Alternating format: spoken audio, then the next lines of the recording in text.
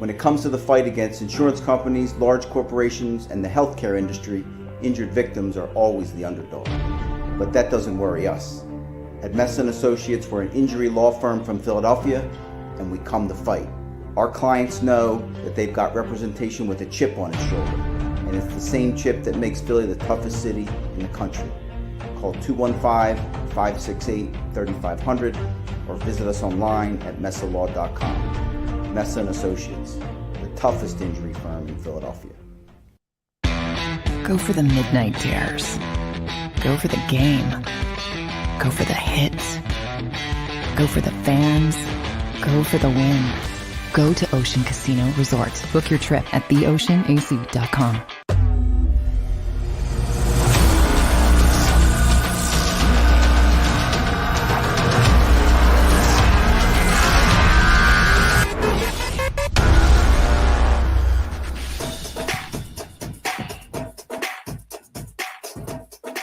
Welcome in, everybody. Live post-game show. Mark Farzetta, Devin Cady, Derek Gunn with you after a 33-18 Eagles victory over the New York Jets.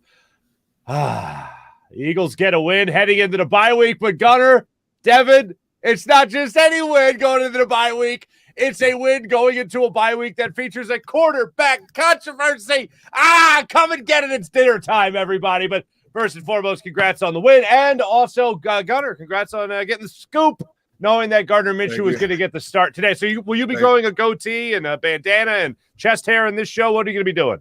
No, I will continue to do what I always do, man. Just take life mellow as I can, brother. Look at you. Look at you all cool and whatnot. That's all I do, my man. Hey, look, bottom line is, Devin, I don't know if you agree. Like the first half of this game, we've seen the Eagles play like this before against the Lions. They had a good first half against the Lions, obviously. Yeah. Complete game against the Lions, and then the Eagles went out there against the Denver Broncos. They had a good first half against the Denver Broncos. This game kind of reminded me of that game against the Broncos in terms of first half, lights out, amazing, moving the football, looked great.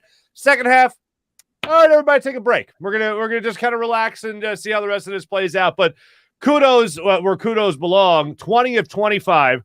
242 yards, a passer rating of 133.7 with 2 touchdowns as well. Miles Sanders, great game out of him. 24 carries, a career high for 120 yards. He also had a couple of receptions in this game as well. 3 for 22 yards. All around this Eagles defense. Dallas Goedert, 100-yard game and 2 touchdowns as well. All around first half of play, this Eagles offense was clicking on all cylinders. Can't say the same about the defense, but I'm glad you mentioned we'll get into that later. What you mentioned about the Lions, because I know Mark is going to say at the start of the show, we're going to have to hedge every positive comment with, well, it's the Jets. I know it's the Jets. It's just the Jets. But I was really impressed with the Eagles offense. I kind of dreading the incoming quarterback controversy, but again, would just like to remind everyone that it was the Jets. Is it enough to go off of? But still, very impressive. Especially first half by Gardner Minshew and our offense. I liked what I saw. Glad we pulled out a win. I wish the defense could have helped offense out a lot more than they did. Let me just get in here real quick on that note, Devin, because you said something, and Gunner, I know you've been through plenty of these before in the past when it comes to Foles versus Vic, McNabb versus Garcia. Like, we could talk about it forever. I don't care. I really like Jalen Hurts. If Jalen Hurts is the quarterback in 2 weeks, I am rooting for Jalen Hurts. I'm pulling for Jalen Hurts. If it's Gardner Minshew, I am rooting for Gardner Minshew. I am cheering for Gardner Minshew. I'm pulling for him as well. I just want the quarterback of the Philadelphia Eagles to play great football. Now, right now, if I'm saying who's going to start that next game, it's still Jalen Hurts as far as I'm concerned. But Gardner Minshew has started the controversy in Philadelphia that maybe it's going to take a little bit of a shorter leash in order to go to him down the stretch if Jalen Hurts either looks bad in his return or this Eagles team starts to struggle and the door's still open to make the playoffs later in the season. So as far, and it doesn't get much later than this that we're at right now. But as far as I'm concerned, I don't care if there's a quarterback controversy. I know it can be nauseating, Gunner. You know this as well, to hear people go back and forth on that. I have no dog in this race. Whoever plays better should be the quarterback. If that's Jalen Hurts when he comes back, so be it. If it's Gardner Minshew, fine. But as far as I'm concerned, whoever gets this offense going is the guy that should take over. You're talking about a 25-year-old guy versus a 23-year-old guy. It's not that big a difference in terms of age. I welcome the quarterback controversy, and it is upon us. There is no quarterback controversy. Oh my goodness! There is no quarterback controversy. Ooh, okay. Jalen Hurts will be your starting quarterback when they come out of this bye. Now, whether or not he holds on to it, that remains to be seen. That's the controversy. Well, no, not now. Not now. Not now. Okay. Not now. Only if he self-implodes in the next Washington game. Okay. And then if he gets pulled and Minshew goes in and rallies the troops, then you have a quarterback controversy. It was already determined. If you saw reports that came out on Twitter, and from what I was told, no matter what Minshew did today, Jalen Hurts will be the quarterback coming out of the bye week. And that's the way it should be for now. First of all, as Devin said, and I was thinking it, they played the Jets. Okay, this is the Jets. It's not like Minshew went up and down the field in Baltimore or Arizona or Green Bay or one of those teams. It's the Jets. Okay, the Jets are just as bad as the Giants. The difference is the Eagles played a better brand of football, except the defense.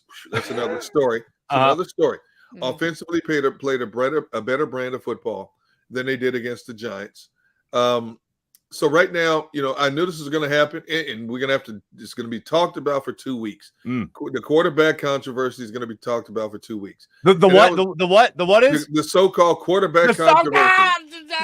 You said it. By the end of the show, we're going to have you saying it. I'm saying it's going to be talked about, but internally in that building at the NovaCare complex, there is no quarterback controversy right now. Oh, okay. Now that I agree with. And Gunnar, I'll say it again. You got the scoop, and you got the good source saying that Gardner Minshew was going to get the start. When it comes to a quarterback controversy, I don't believe that they necessarily exist in the NovaCare complex or in the locker room. I believe they're for us. They're for the fans as well. We talk about it. Right. Yeah. We create it. Absolutely. Well, I mean, I think it was given to us, this story, as far as Gardner Minshew coming in here playing very well in that first half, and then second half again, foot off the gas, didn't look nearly as efficient as it was in that first half. And it's hard to hold up to a bar. And when you do look back at that Broncos game, I just want to go back to this for a second. They scored 20 points in the first half of that Broncos game, 10 points the rest of the way. They scored 24 points in this first half against the Jets, 9 the rest of the way. Both convincing victories, 33-18 to 18 today. And then back in Denver, it was 30 to 13. I do believe the quarterback controversy is for us to discuss. However, we're only digesting what the Eagles are giving us to digest. I mean, Gardner Minshew went out there and played very well today. Yeah, he did. Well, the only way there's a quarterback controversy is if the head coach steps to the podium, and if he's asked the question, Coach, will Gardner Minshew or Jalen Hurts be the starter when you come out of your bye against Washington? He can go two ways. He can squash this right now and say, definitively, Jalen Hurts is my starting quarterback once we come out of the bye. But if he stands at that podium and says, we will take the next 2 weeks to evaluate anything, if you got to squash that right now, because you consider what you put this kid Jalen Hurts through. You and his organization have put him through since back in May. It's only fair to him to give him that full evaluation. You have to evaluate everything, okay? And whether you like it or not, he's played decent ball. He's played inexperienced ball. He's made some big plays. He's made some big mistakes. Would you rather have Jalen Hurts, or would you rather have a Zach Wilson quarterback in your team? Okay. Well, so and we know Nick Sirianni, I think it didn't help given Jalen Hurts' performance against the Giants last week. And then he has this injury with his ankle, his heel, whichever. Yep. And then the inconsistencies, but we know that Nick Sirianni is one to do that. And we can probably ask John McMullen about this, who's in those pressers with Nick Sirianni, where he doesn't want to give the advantage and say who's starting until it's time. But then Jalen Hurts goes up to the podium earlier this week and says, yeah, I'm starting for sure. And then all of a sudden there's this confusion. But I fully agree. I don't think it's within the NovaCare or the Eagles organization. I think it's Philadelphia and our fans, as much as I love us and our media. We love to create this. I don't know if I'd say there definitely wasn't one within the organization last year with Doug Peterson and Carson Wentz. That might have been even bigger than a quarterback controversy, though. But yeah, I mean, I fully agree. And if there was actually one, then Jalen Hurts does not deserve that at all. Hopefully I will be able to tell you the day before the game who's your starting quarterback against Washington. Will Adam Schefter get involved? All right. Yeah.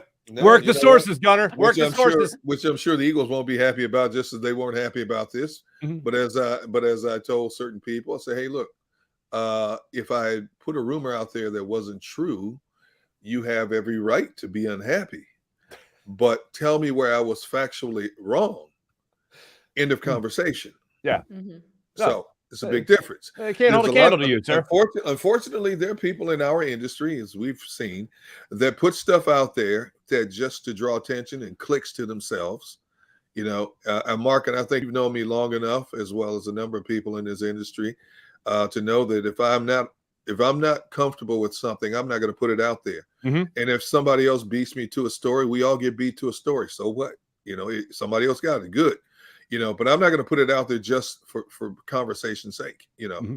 So that's why when I decided to put it out there that he wasn't playing, I knew there would be some backlash, but I thought it was a big enough story. But, you know, they talk about gamesmanship, you know, don't give the opposition that much of an upper hand. Well, true. Well, you know what? Somebody was going to get it, right? Whether it was Saturday or Sunday, somebody was going to get it. Why not me? Mm-hmm. Why not? Why not? Because you know why? Because you put yourself in the best possible position to make that tweet, my friend. That's why you got the goods. You got the goods, my friend. But you know, I understand. Before kickoff, I'm sitting there talking to people, and I'm saying, I guarantee you, if he plays a decent game, here we go again with another quarterback controversy in Philadelphia. And that's okay. It's okay. It's okay for that. It's okay for the lounge chair quarterback, but from my perspective, I don't even want to entertain it right now because number one, he played the Jets. If he had played a better opponent, maybe I would consider him the man. I don't know if Jalen Hurts could have done this or done that against, you know, an upper echelon team like Arizona or somebody like that. I don't know. Mm-hmm. But because it was the Jets, and that's not taking anything away from what Minshew did. That man came out, hit his first 11, 12 passes in a row. Yeah, 11 for 11. 14 to 15 at halftime, a $188, couple of touchdowns. Hey, kudos to him for what he did. I'm not taking anything away from him. I'm just saying, you know, from my understanding, and I saw it tweeted several times as well, that there will be no quarterback controversy no matter what Minshew did in this game. Wait, you saw it tweeted many times? Several times. See, here's why it's never been more okay than right now to have a quarterback controversy. Mm-hmm. Neither one of these guys are the franchise guy. This isn't like they're competing against even Carson Wentz was tagged a franchise guy. Donovan McNabb. It's not like anything like that we've seen in the past. Even Michael Vick and Nick Foles, really neither one of those guys was the franchise guy.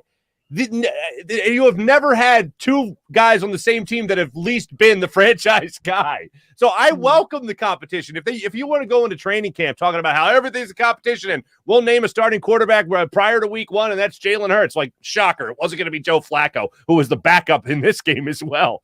But going into this, it's okay to have this quarterback controversy because both guys are simply fighting for a job next year in the NFL. Neither one of these guys are signed to long-term big contracts, and they're both young guys, 25 or younger. It's okay to say this is a quarterback controversy because neither one has solidified themselves as a franchise quarterback here in Philadelphia or even an NFL starting quarterback throughout the league. So right now I look at both these guys and I say, have at it. As I said earlier, I said it again, I'll say it again. Next week or 2 weeks from now, the next game they get back, Jalen Hurts is the starting quarterback. But we now know that you have somebody else back there that can make that start as well and still be competitive, if not maybe better, especially when it comes to running a more traditional style offense that maybe Nick Sirianni would be more accustomed to running. And we've talked about that all year. If it was Joe Flacco starting instead of Jalen Hurts in week 3, for instance, we said up until that point, we would see a totally different style of offense. Now, the only thing that looked very familiar was the first play of the game when they ran an RPO that Gardner Minshew held onto and got no gain on it. He was stuffed. Go figure. But after that, it seemed like the passing game was very much on point.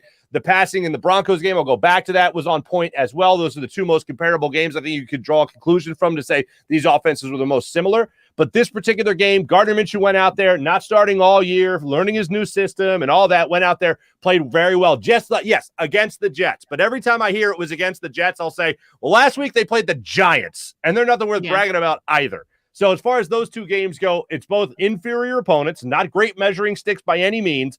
But when it comes to a quarterback controversy, I am here for it. I'm not going to shy away from it. I believe it exists. If we're having this conversation, there's certainly a quarterback controversy. You just like to stir up trouble. That's what where's the trouble? There's no trouble. You're not committed. You're not committed to either guy. No. Here's something you need to get comfortable with. Also, you may have Jalen Hurts again next year. He's on a rookie contract. Mm-hmm. I don't know what they're going to do with Minshew because I think Minshew's a free agent after this year. Now everybody's talking about the possibility of Russell Wilson and Aaron Rodgers. Right. Do you think either one of them are coming here to a rebuilding process at this stage of their careers when they've both won Super Bowl rings and they both are trying to get another ring? You think Russell Wilson is going to waive his no-trade clause to come here to Philadelphia? Do you think players and coaches around the league, because there will be some coaching changes this offseason, not the head coach, but there will be some position coaches changes. Do you think coaches that are going to look at Philadelphia as their first option when it's still fresh in their minds what happened at last year? The way the franchise quarterback was jettisoned out of here, the way the Super Bowl winning head coach was jettisoned out of here. Do you think that's going to happen? Now, you're not going to get Russell Wilson. You're not going to get Aaron Rodgers. And if what we're finding out is true, that there are no definitive franchise-type quarterbacks coming out in the draft next year, are you going to waste the first-round pick on a long-term project? You already have a long-term project in-house. You're going to waste your first-round pick on another one? No. You need to shore up other positions, i.e. defense. And I've said time and time again, I take those first 3 picks, pick defense. Now, if there is a wide receiver on the board that can complement Devonta Smith, I might sprinkle in a wide receiver with one of those first-round picks. But I think people should come to the realization that you may have one or both of the same quarterbacks in 2022. Yeah, absolutely. That again, because you're not committed to either one long term. Yeah. And I totally agree with you on the draft. And you guys know, I like Jalen Hurts. I know he had a terrible game against the Giants, but I also know what's going to be mentioned time and time again in Philly media and on Twitter and social media and with the fans. And that's the stats don't lie from this game. Right. So you mentioned Minshew's numbers from the first half. A few fun facts that I saw was he's now tied for the highest completion percentage by an Eagles quarterback since Donovan McNabb in the first half in the last 30 years. Oh my goodness. Wow. How can you see that and not say oh, I guess that's pretty good. Yeah. Maybe we should consider that. But then you also have to consider that we were screaming, especially Mark, you from the top of our lungs to run the ball earlier this season.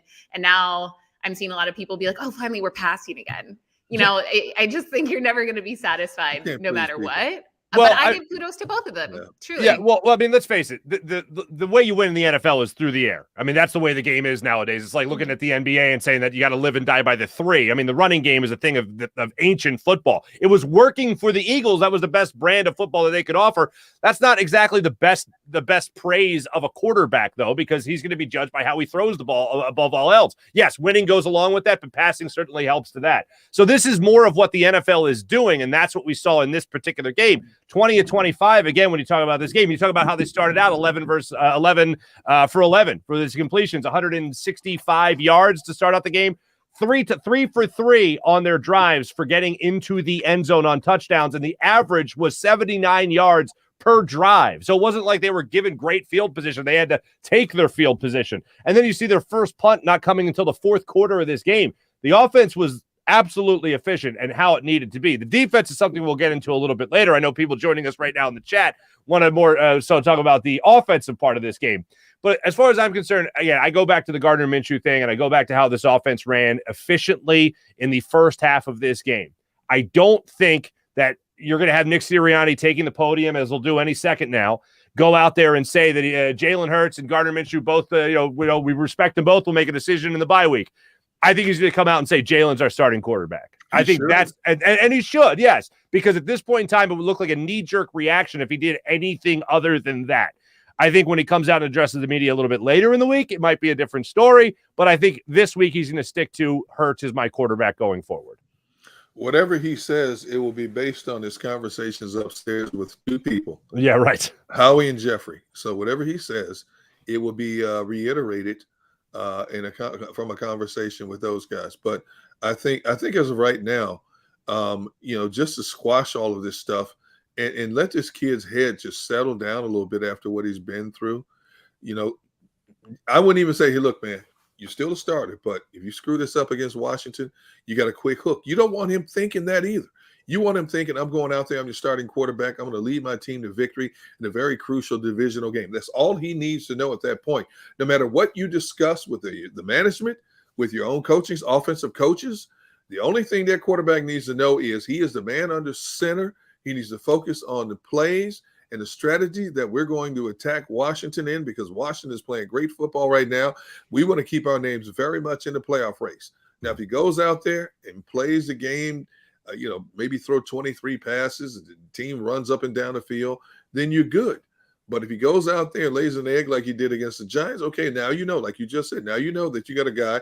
The game plan is going to change a little bit. But you got a guy now you can bring it off the bench. You can possibly help you either get back in the game or pull out a win. Mm-hmm. Real quick, I want to just point this out. Hopefully I don't lose. 76er Freedom is telling us on the chat. LMAO, we don't know what that means, at a quarterback controversy. Let me just take that in for a second. Maybe we should downgrade from quarterback controversy and go to, because like controversy implies drama. Like there's someone you're really rooting for, makes it happen for this Philadelphia Eagles team. I think quarterback competition is a little bit more appropriate because it's not as over the top clickbaity as the controversy part of it. And I do believe that there should be at least a competition. Jalen Hurts will get the opportunity again, and then Gardner Minshew will get an opportunity probably later in the season if the Eagles, if everything falls apart from this point on. Controversy, competition, or is one a downgrade from the other?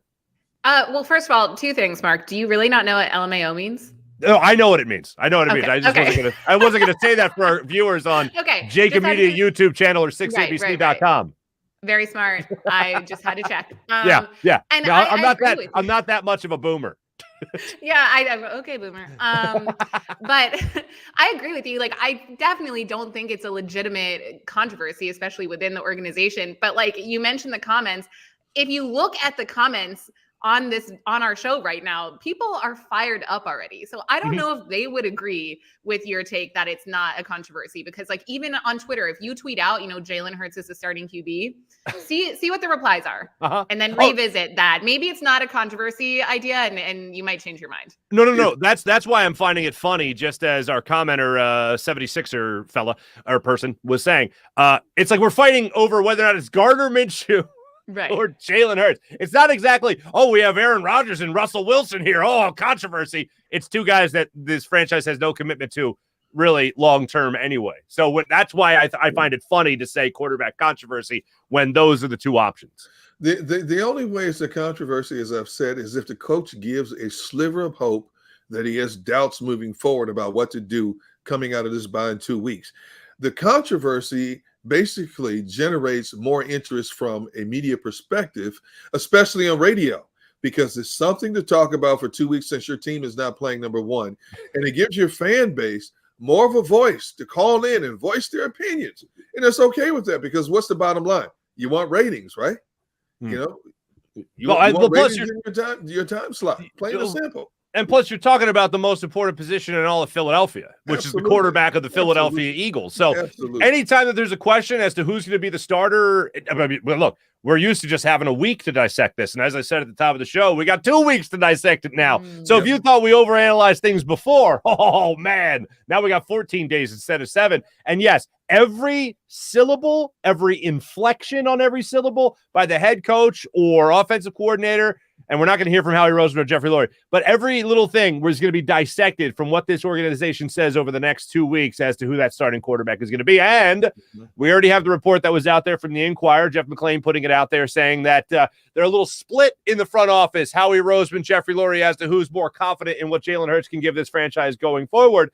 And if that divide is there, I mean, I think it's obvious is who gets the deciding vote. And I think that'd be Jeffrey Lurie. So we'll see how much of a leash is really out there for either quarterback going forward, and we will dissect it and talk about it and break it down for you as this show goes on. We'll talk about it, of course, after the next game as well, whatever the outcome of that one is in 2 weeks. But right now we're going to be joined, or excuse me, coming up in a little bit, we're going to be joined by John McMullen from MetLife Stadium, who's going to give us the goods on all the press conferences and what people said after it. We're going to give you an extended version of this show today. We're going to do an extra segment for you. It's a 2-hour show. We're going 2 hours and 15 minutes for you, folks. That's what we got for you. Don't forget that we are brought to you by the amazing people down there at Ocean Casino Resort. Go for the live show. Go for the win. More live post-game show when we return. Go for the midnight dares. Go for the memories. Go to get your spin on. Go to get your spa on. Go for the bubbles in your bathtub and in your drink. Go for the steaks and the steak. Go for him.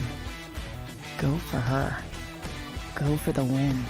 Go to Ocean Casino Resort. Book your trip at theoceanac.com. You know you like being right. That's why you should enroll in an Independence Blue Cross plan. It's the health plan chosen by more people than any other, with more doctors and hospitals, more benefits that really rock, more of the coverage you want for the right price, including free doctor visits 24/7. It's a choice you can feel good about, because when you're right, you're right. And when you've got Independence Blue Cross, you're right where you need to be. Call 1-844-200-2583 today to get an Independence Blue Cross plan.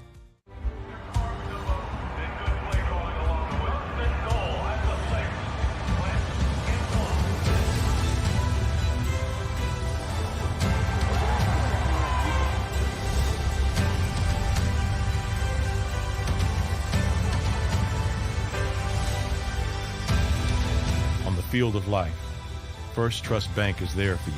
7 on 3. 1, 2, 3. Because Philadelphia dreams deserve a Philadelphia bank. When it comes to the fight against insurance companies, large corporations, and the healthcare industry, injured victims are always the underdog.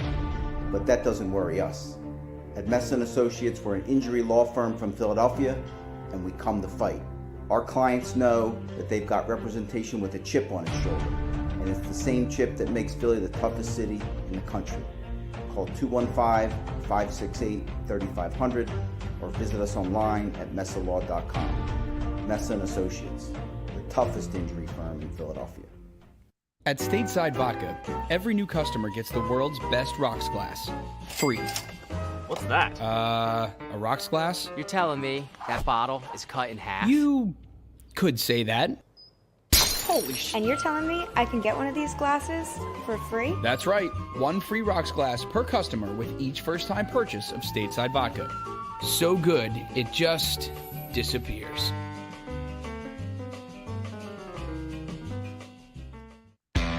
Go for the midnight dares. Go for the game. Go for the hits. Go for the fans. Go for the win. Go to Ocean Casino Resort. Book your trip at theoceanac.com.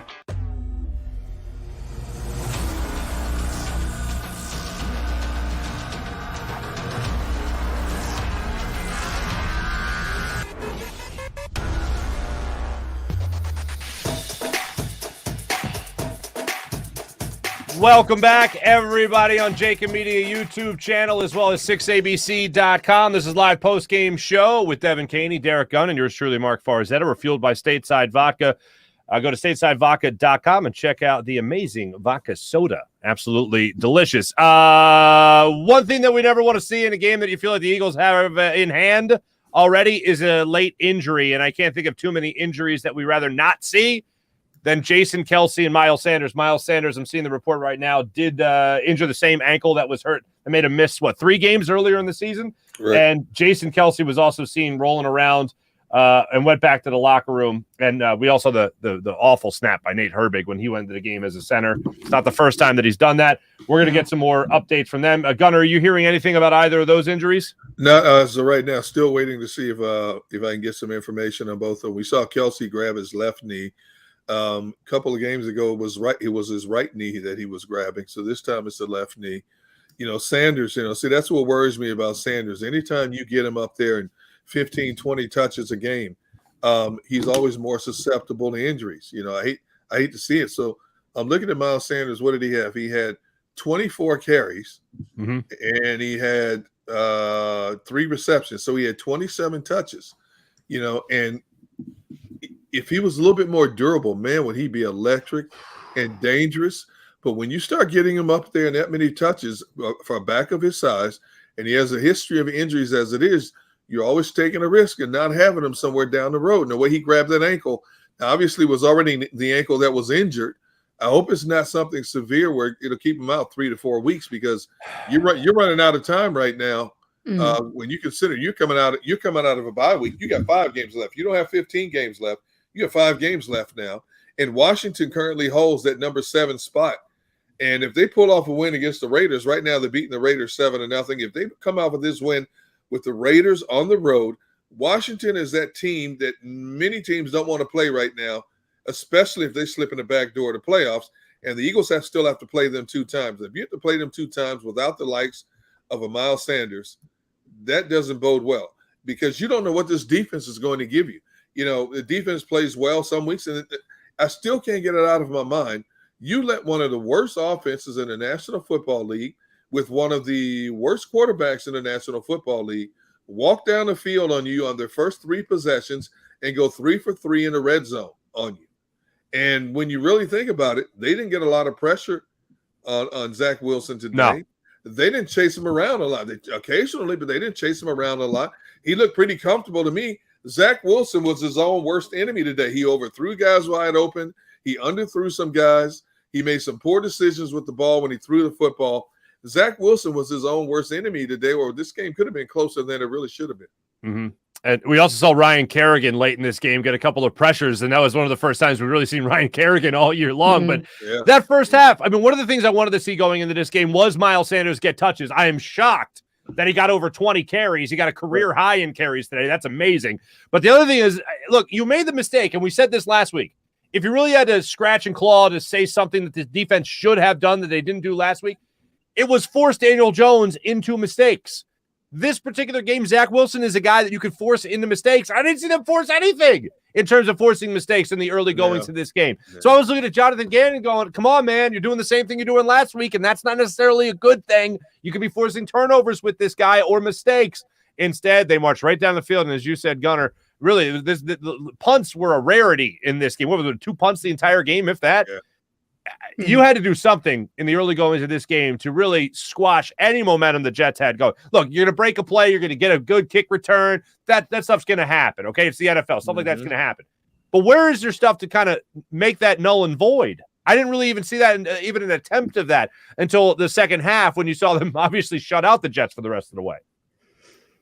You know, when this game started with that first return by the Jets, I was like, I don't know if I can do it. I don't know if this is the way the game is going to go. Like, I truly don't. And then our offense looked great. And then the Jets offense would just come back. I'm like, are we really going to be in a shootout with the Jets? Because again, we're going to say it a million times this show. Yes, we won, but it's the Jets. It still honestly was too close for my liking for a team like the Jets. And the fact that our defense allowed them to walk all over us was almost past the point of infuriating. It was just like, what are we doing here? Like, what is the solution here aside from drafting and getting free agents, you know, before next season? But what is the immediate solution? And I don't have one. I don't know if you guys do, but I don't have one. Well, whatever they did in the second half started to work. I mean, they started to get a little bit of pressure. Like I said, Ryan Kerrigan, I don't know if he got officially credited with 3 quarterback hurries or pressures, but he looked like name, we heard his name, and then there was 2 other plays that I think he got into the backfield to at least rush a pass. There was one deep down the sideline that he got involved in, and that was good to see. And you had I think it was Singleton in coverage on that particular play. But there was a couple of times where you saw Ryan Kerrigan get into the backfield. But as far as designed blitzes, schemes to get after Zach Wilson, I really didn't see that. I saw Javon Hargrave start to win a battle at the line of scrimmage. He got his sack. I saw Zach Wilson in the first half, I think it was, check my notes, Josh Sweat getting to the backfield for a big sack, second quarter. Yeah, he did. And that was Zach Wilson rolling into that pressure. So I don't think that was designed either. It was just Josh Sweat winning his one-on-one battle. But yeah, I continue to see Jonathan Gannon in the early goings of games not be aggressive. Whatever adjustment they made, maybe it was just the Jets being more of the Jets in the second half. But in the first half, I did not see that. This defense still has not defined a dog mentality. You know, it plays well in spurts, but it's not consistent. You know, when you look at the better defenses in the league, you know that every game they're going to come out and you're going to have to earn everything you get against that particular defense. And the Eagles, I look at the Eagles and I consider them an illusion type defense. They give you the perspective that they've turned the corner and things are going to get a lot better. And then all of a sudden they resort back to stuff that just makes you want to scream and throw something at your TV set, which was a game like today, when you play a team like the Jets. And, you just when you're about to give Jonathan Gannon credit for flipping the script a little bit and changing things up and being more assertive and more aggressive and getting a little bit more pressure on the quarterbacks, obviously you see a game like this. You had wide receivers catching passes underneath. Quarterback looked too comfortable in the pocket. The Jets are walking down the field on you, sustaining drives, picking up chunks of real estate on you when you should have kicked them right in the teeth from the very opening kickoff. Now, obviously, they got the initial momentum, when Barrios took that opening kickoff 79 yards to set the Jets up for a score. But even after that, once you went down the field and took the lead at 7-6, you should have been able to kick this team in the mouth because you knew they weren't on your equal. And they couldn't do that. They couldn't do it. I love the balance they had with the passing game. Obviously, Minshew got in the rhythm with the passing game, but you also ran it enough, picking up 5-6 chunks, yards of real estate. But I just thought overall that you let the Jets hang around a little bit too long for my liking.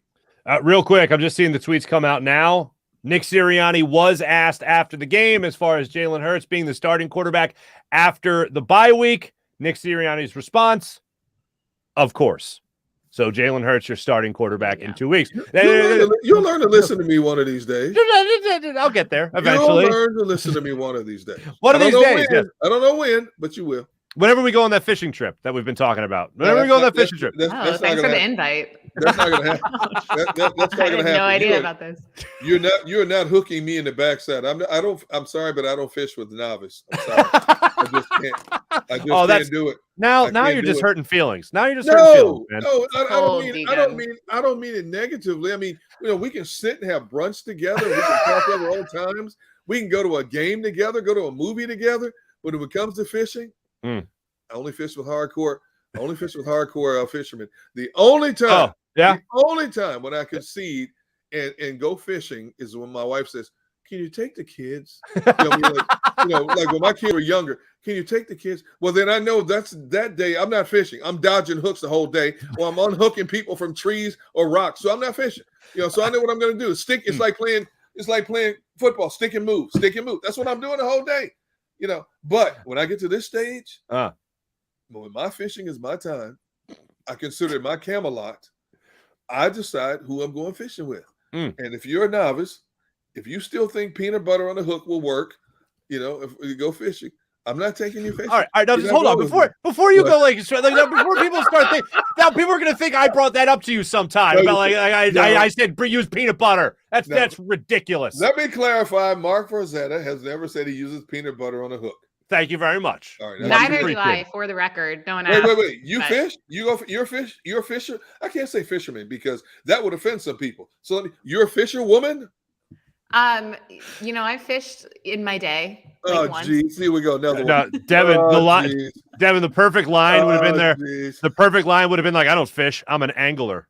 Yeah, there you go. That's how you know what's what. See, when she said, "Oh, I fished in my day," they tell me, "I am not baiting your hook all day.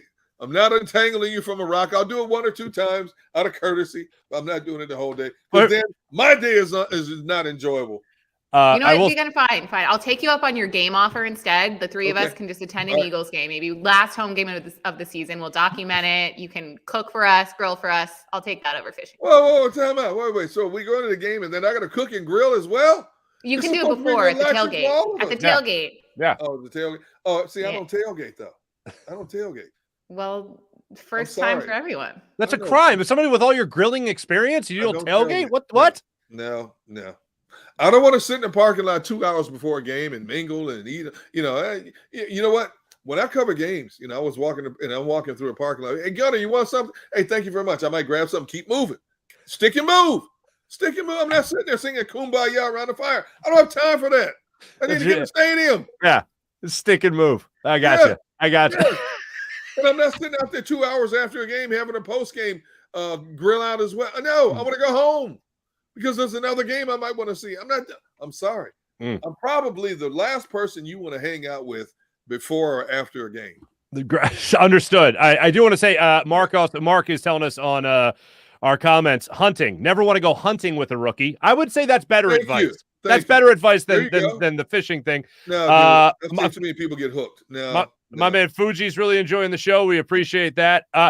People are all about the quarterback controversy or competition. If you want to say, now, you can't deny it. You can't, like, in all honesty, you can't deny it. Even if the coach did exactly what he was supposed to. Exactly. I don't expect him to say, "Wow, that one game." I'll tell you, that guy's he lost his job. Yeah, but you know what? There are some coaches, though, considering the amount of pressure on them, that have come out, stepped to a podium, and said, "We will sit and evaluate everything moving forward." Then you've opened that door for speculation. Sure, absolutely. But you want to put that fire out real quick. You do what Nick Sirianni did. You say, "You know what? Absolutely, he's my quarterback." Now, he's my quarterback for the next game. I didn't say he was a quarterback for the whole game. Now that I know what Minshew is capable of doing, I don't have to tell you that right now. See what I'm saying? I know. I hear what you're saying. I absolutely do.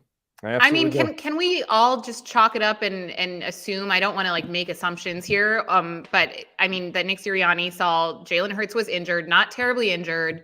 You know, an ankle sprain, I believe, maybe some soreness in his heel. They have a bye week coming up. And it's the Jets. And maybe he just said, "Hey, Jalen, take a break, recover fully these next 2 weeks so we can have you back for the next 5 games." You knew something was up when, first of all, Jalen steps to the podium on Wednesday and says, "Oh, yes, I'm playing on Sunday." Injured players do that all the time. It's not up to you a lot of times if you're playing. It's up to how the coaching staff and the training staff watch you progress throughout a week. And then the coaches will get with the doctors and they determine. Now, if I'm this coaching staff or a medical staff, and number one, you're right, they're playing the Jets. Okay, so we should be able to beat the Jets with Mark Farzetta quarterbacking. But what's his long-term situation? If I put him out here this Sunday, that means he could do some serious damage to it. As we saw, Miles Sanders late in the game, out there with a bum ankle. What happens? Gets rolled out of bounds. He clutches that ankle. Okay. Now, that means he could be out. Jalen Hurts could be out longer than 2 weeks. You don't need that right now. His ability to use all of his assets to run the ball and give a defense that element to think about that he could take off and run at any given moment. You need him at full strength, and giving him 2 weeks to heal that ankle is huge in terms of giving him that additional week just to chill. Now, if he goes out there and rolls it up down, now you got a problem. Because what happens if Minshew? Now, we saw Minshew try to run an RPO. It didn't look that good with Minshew running an RPO. We don't want to see that. Yeah. Okay. What if Minshew gets hurt? Who are we down to then? Stinnett. Do you want to be down to Stinnett? No, I definitely don't. Definitely do not. Give Minshew, roll the dice. Give Minshew. Give Hurts this week additional time off. Get him ready so that if he does hurt the ankle in the Washington game, at least you got Minshew now who can run this offense efficiently for you and keep your team in a game and possibly win a game for you. See, Devin, I agree with your point. And Gunnar, I certainly hear everything you're saying. You're absolutely right. I don't want to be down to your third string either. But I look at this game not as oh man, Hurts was just so banged up he couldn't play. I look at it more as it was the Jets. They could get away with 2 weeks instead of just 1 week of rest for Jalen Hurts, so they gave him that opportunity. And I never thought Gardner Minshew was going to go in there and throw 3 interceptions and lose this game. Like, I think he is a serviceable backup quarterback, starting quarterback in the NFL, where you can plug and play him and see how he does. He did well. He did well, so fine. But here's one thing I will take away from this game: Jalen Hurts will start in 2 weeks. I have no doubt that will happen. The leash, though, to go to Gardner Minshew is a lot shorter than it was before. If they come back after this bye week, if they come back and they face Washington and it's a stinker of a first half, I wouldn't be surprised at all if you see Gardner Minshew come in the second half. Or if it's a stinker of a game and it's close and you stick with Jalen Hurts but they still lose, I wouldn't be surprised if a game later they then go to Gardner Minshew to start the following week after Washington to then start against the Giants. It would not be surprising to me at all. No, that's a good possibility. Okay. Very good possibility. But right now, you want your frontline guy at full strength, And I think because of the way Jalen runs that offense in terms of not just the passing game, but his ability to run, to frustrate defenses with his ability to pick up first downs and third down situations where a defense is normally thinking, are they going to give it to a running back? Are they going to pass the ball? Oh, man, we forgot about the fact that this quarterback can outrun a lot of guys in the front seven. See, that's another element you want to have in your arsenal when you start playing these crucial games now. These last 5 games, every game, you always talk about every game is a must-win situation. Well, from this point on, every game is a must-win situation, and you want to have your full arsenal. And because now, who knows? Had they been playing a better team, maybe Hurts would have played today. Maybe. But when you look at how the week progressed, it went from Hurts on Wednesday saying, I'm starting, to by Thursday and Friday, word leaks out that Minshew is taking most of the reps with the first team. You kind of knew it was going to happen. And I don't blame him one bit. You roll the dice because of who you were playing. It worked out in your favor. You're still right there. You're still at half game behind Washington. And who knows, if Washington loses this game today, you're right there even with Washington. So you roll the dice and it rolled in your favor for this particular moment. Can I, Gunnar, you just rattled off a bunch of things that you're really good at, hunting, fishing, all that stuff. Just real quick, I just want to set the scene. Devin, you might appreciate this. I was at a little dinner party last night with some friends. Got the kids together, right? Got the kids together, all playing together. Brought the bounce house, right? But the bounce house, kids are going crazy in the bounce house. And I brought my espresso machine because, as you know, I love my espresso. You took the espresso machine. Yeah, it's easy. That's very extra, but I respect the move. Yeah, come on. It's what I call a flex. And it's a very simple thing. And I'm making a cappuccino, right? I'm making a cappuccino, and I'm making that. Actually, I was making an affogato, not for nothing. And I was making that up for my friends. And somebody, an affogato, it's a scoop of gelato in an espresso. It's fantastic. Ooh. So anyway, okay. All right. I'm making that, and my buddy yells out from the other room, "Hey, Mark, did you get a text from Gunnar?" And I was like, what? No, I didn't get a text from Gunnar. He goes, Hurts is starting. Gunnar just reported it. And that's how I found out about your report, my friend. There you go. While I was making an affogato. I love it. I saw it on Twitter and was like, oh, I'm so proud. And then I saw someone, I think Adam Schefter, source you. And I was like, oh, I know him. That's cool. And that's how I found out. My story's a lot less entertaining than Mark's. I wasn't at a bounce house drinking espresso. So no. We brought the bounce house and the espresso. Drinking espresso. I love it. I don't live that kind of lifestyle, but maybe one day. I just had the thought of the kids in the bounce house, drinking espresso. Ladies and gentlemen, this is only the beginning. This is how happy we are after an Eagles victory, quarterback controversy or not. Wow. We're going to be back with more live postgame show in just a second. Don't forget, we are brought to you by the wonderful people at Ocean Casino Resort. Go for the live show.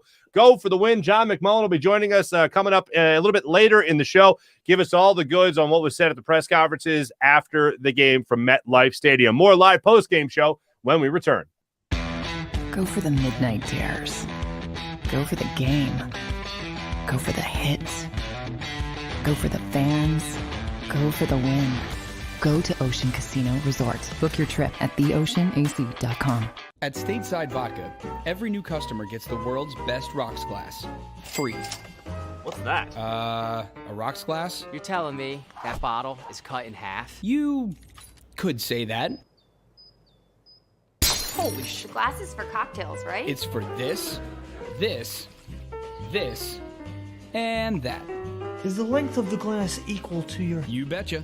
But is it made out of... Glass? Yeah, okay, but is the rip... Smooth? Will you stop doing... That? I'm the professional here. And you're telling me I can get one of these glasses for free? That's right. One free rocks glass per customer with each first-time purchase of Stateside Vodka. All from the company that's highly awarded. 0 carbs, 0 sugar, and deliciously tasting vodka. So good, it just... disappears.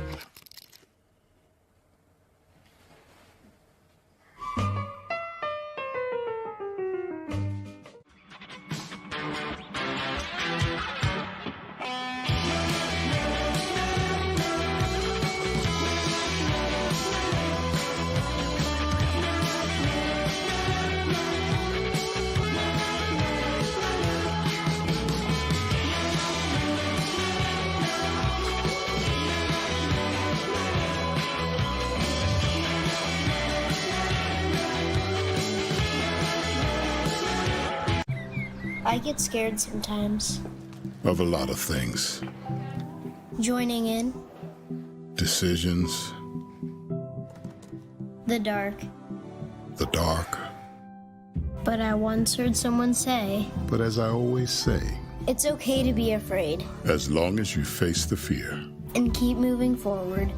Wherever you are in life, count on the name trusted in insurance for over 80 years. Independence Blue Cross. Go for the midnight dares. Go for the memories. Go to get your spin on. Go to get your spa on. Go for the bubbles in your bathtub. And in your drink. Go for the stakes. And the steak. Go for him. Go for her. Go for the win. Go to Ocean Casino Resort. Book your trip at theoceanac.com.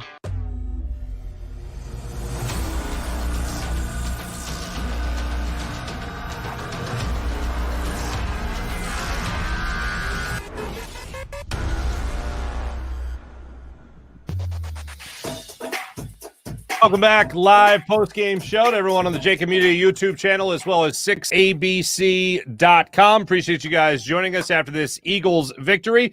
Don't forget we're fueled by Stateside Vodka. Enjoy a vodka soda from Stateside Vodka. Go to statesidevodka.com for more information. John McMullen will be joining us from MetLife Stadium coming up in a little bit. When it comes really to this game plan in general, how much, Gunnar, and I want to ask you this question, when it comes to how this team attacked the Jets, how much did it matter that they prepared the entire week for Jalen Hurts?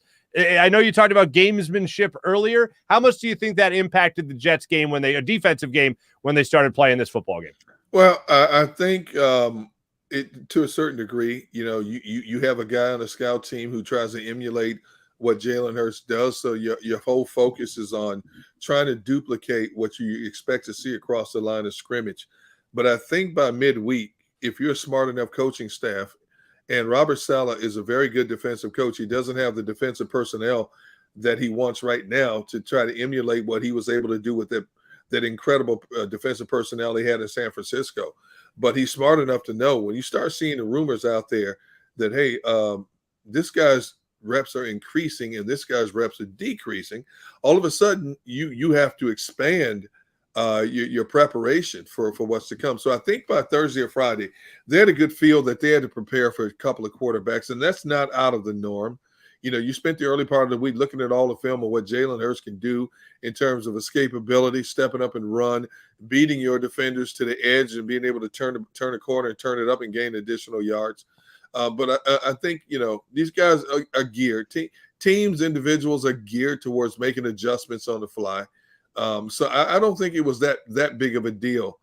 The only thing that might have been a big deal was, okay, how much film do we have on Gardner Minshew? Because you have to go all the way back to, December of last year to really find out exactly, to try to understand some of his tendencies. But what you're doing is you're looking at him in a completely different offense than what you were seeing him in before. So you have no idea how this Nick Sirianni is going to use him and deploy him against you. So it's a guessing game that Minshew was winning early on in that game. Yeah, it certainly looked like it. I will say the Jets, they look like a team that was ill-prepared to face I'll say this, not even just Gardner Minshew, but a different style quarterback than what Jalen Hurts would present to you. That's certainly what it looked like to me. Devin, how about you? For sure. And I will say another positive that I saw today in our passing game was we saw more of a variety of receivers. We saw Quez Watkins kind of emerge from the depths. I feel like we haven't heard his name too much. Jalen Reagor, again, people calling for him to be cut, but he did make a few catches. No, he did. He had a first down. He did. He had it for one first down. We love that for him. Dallas Goedert, obviously incredible game. But Devontae Smith still is a little bit confusing to me. I feel like he's been MIA, not just with Minshew today, but also with Hurts last week. But yeah, I think it was a completely different offense from what we've seen with Jalen Hurts. Obviously, totally different style. And that would throw anyone off, but especially the Jets. I thought for sure that Reagor had more catches. I'm looking at the stats here. It says he had one catch for 7 yards. I thought he had more than one catch. So did I. That's weird. But the bottom line is he caught the ball. That's the main thing. Well, special teams wise, he wasn't looking so hot there early. He let the ball bounce to the 1 yard line. Well, he then went back to grab it before it was a turnover, not a turnover, but would have been the Jets' ball on the 1 yard line if they didn't just take it into the end zone. Right. Well, can we talk about special teams for a second, though? Because sure. on both sides of our special teams, what was going on? Especially the kicking side. The opening kickoff that they returned, 70 yards, whatever it was, 79 yards, the opening kickoff. That's not exactly a good place to put your defense in. So got to give Jonathan Gannon at least, acknowledge that, to be fair. But kicking game wise, special teams wise, Devin, as you were saying, it was tough today to watch, especially when you saw Jalen Reagor drop a punt and then be able to scurry and get himself a nice little gain out of that, nice little return on that. That was good. But everything was shaky for the most part, especially in the early goings of this game. Mm-hmm. Yeah, no question about it. But, that happens sometimes. You play down to the level of your competition. Unfortunately, instead of playing your own game, a lot of times you get caught up playing the opponent's game. And the Jets are a team that has a long way to go before they're considered a decent football team. They have a quarterback that is still learning all the nuances at the professional level. They have a defense that's struggling, and sometimes they bog you down with their ineptness. We see that happen all the time. Good teams playing a bad team. And luckily the Eagles were able to pull it out. The thing about it is when things are not going great, not to say it in this game, but a lot of times if you can establish that running game until the other facets of your game catch up, that is huge. And we know how the Eagles can lean on the running game, but in this game particularly, luckily Minshew came out firing on all cylinders and really loosened up that Jets defense, because you knew they were going to have success running the football against them. We didn't know how Minshew would be able to handle the passing game, and he came out, he was perfect on his first 11 passes. Mm-hmm. He absolutely was. By the way, I was trying to go back, and you mentioned Devontae Smith, Devin, a second ago. There was the jump ball situation that Gardner Minshew threw up just after halftime. 24-18 was the score with the Eagles up. And that was the only real jump ball that I saw Gardner Minshew try to throw. We saw the one, not to go back to it again, but the Broncos game from a couple of weeks ago. Devontae Smith was able to go up and get that ball. Similar situation, one-on-one coverage, outside corner of the end zone type of throw. Just wasn't able to come up with it. Little contact before, but it's one of those things the ref can always just say was hand fighting as the both players are trying to go up for the football. But that was the only time that you really saw that kind of jump ball to Smith. He had the one good play where he caught the ball on the opposite side of the bottom of the screen if you're watching it on TV. Yeah. And he was able to take it another 10 yards after the catch. Yep. That was really it. Other than that, there wasn't a lot of the on the same page stuff with Devontae Smith. I was wondering if the idea of Quez Watkins maybe working more with Gardner Minshew in practice than maybe Devontae Smith, your number one wide receiver, would. Mm-hmm. I don't know how much that would come into play. It's not like Quez Watkins has been the clear-cut number 2 guy throughout the entire season. Right. And that's unfortunate because I would have went with him more than I went with Jalen Reagor for anything else. But that's just kind of what it looked like to me today. It looked like those two were trying to work out being on the same page as the game went on. Yeah, for sure. And I mean, I'm just also glad that Dallas Goedert got redemption for his one touch game last week where I know people gave him and Sirianni and everyone heat for that. So he came out at the start of the game and was like, see guys, I'm still here. I'm still worth the money. Right. No, absolutely. But I want to get to this because we had talked about how the first half and the second half looked very different offensively speaking for the Eagles and defensively speaking as well. Was it a matter of Nick Sirianni not being aggressive? Because we still saw them go for fourth down after fourth down late in that game, in the third quarter of that game, trying to get more points. They had Mosley jump off on one of those particular instances. Eagles called a timeout on a 4th and 1. And then they weren't able to convert finally on the 4th down, even though they challenged a play on a 4th and short as well.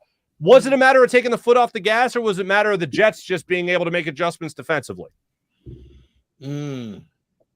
I would say the Jets are making adjustments. The Eagles aren't good enough to take their foot off the gas against anybody. Yeah. And again, that's not a knock against the team. It is what it is. It is a team that's trying to find its way, that has had more downs than ups, has shown it is capable of playing superior football when they put the ball on the ground and control the line of scrimmage and dominate teams.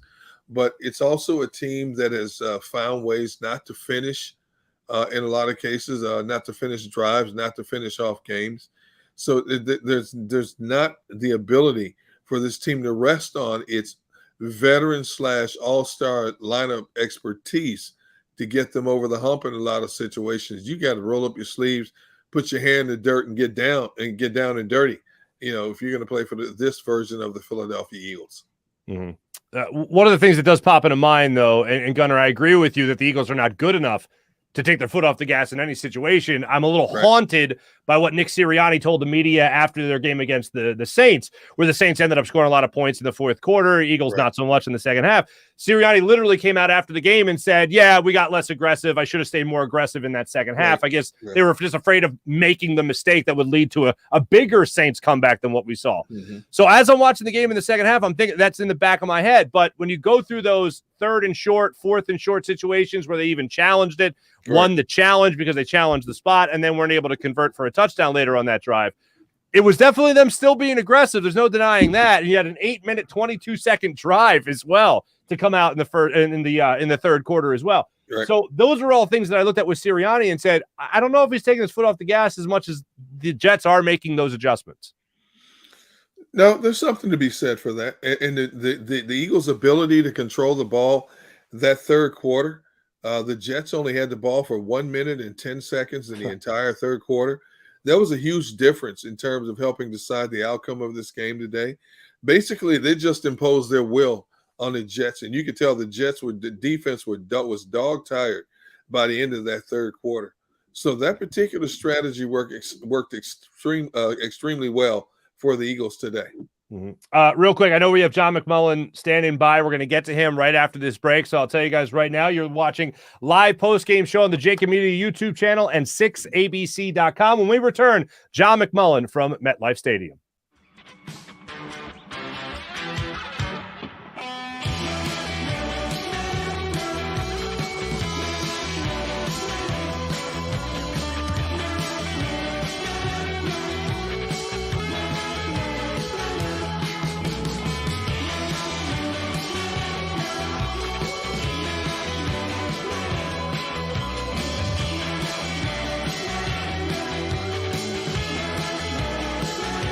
At Stateside Vodka, every new customer gets the world's best rocks glass, free.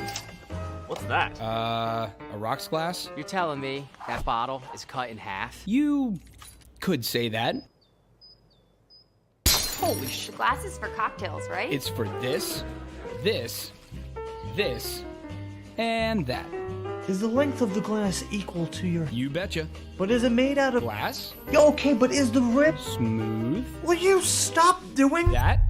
I'm the professional here. And you're telling me I can get one of these glasses for free? That's right. 1 free rocks glass per customer with each first-time purchase of Stateside Vodka. All from the company that's highly awarded. 0 carbs, 0 sugar, and deliciously tasting vodka. So good, it just... disappears.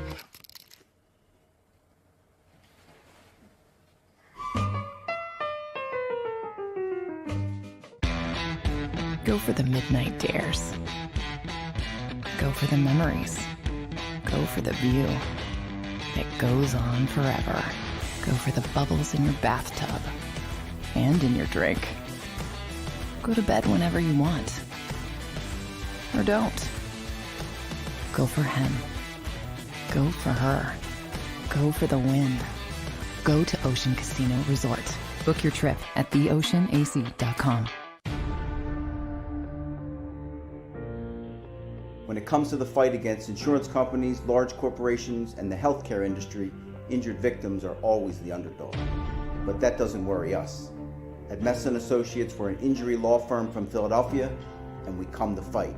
Our clients know that they've got representation with a chip on its shoulder, and it's the same chip that makes Philly the toughest city in the country. Call 215-568-3500 or visit us online at messalaw.com. Messon Associates, the toughest injury firm in Philadelphia.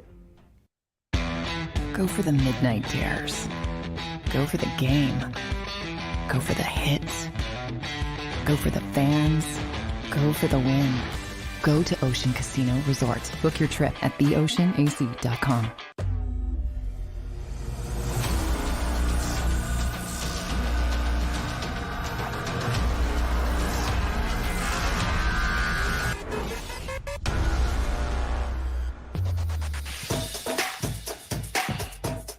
Welcome back to live post-game show on 6abc.com and JAKIB Media YouTube channel. Joining us right now from MetLife Stadium, presented by Mesa Law and Associates, our good friend John McMullen. John, how are you, man? I'm doing well. How are you guys? Doing fantastic. Thank you. First off, injury news. We're Jason Kelce, Miles Sanders. What are we hearing there? Well, Miles actually talked to us after the game, so he seems fine. In a lot of ways, obviously, he's banged up with the ankle injury, and I apologize. The Jets are funneling in their own interviews to the press box. But as far as Miles goes, I think a lot of it was the game was sort of in hand, and they wanted to just make sure and sit him down. Obviously, the bye week will help because he's dealing with that ankle injury, and it's been a concern. This dates back, it's the same ankle, same injury since the Las Vegas game that caused him to miss 3 games. So that part of it is an issue. Jason Kelce, we have to wait. We didn't get an update, obviously, at this point.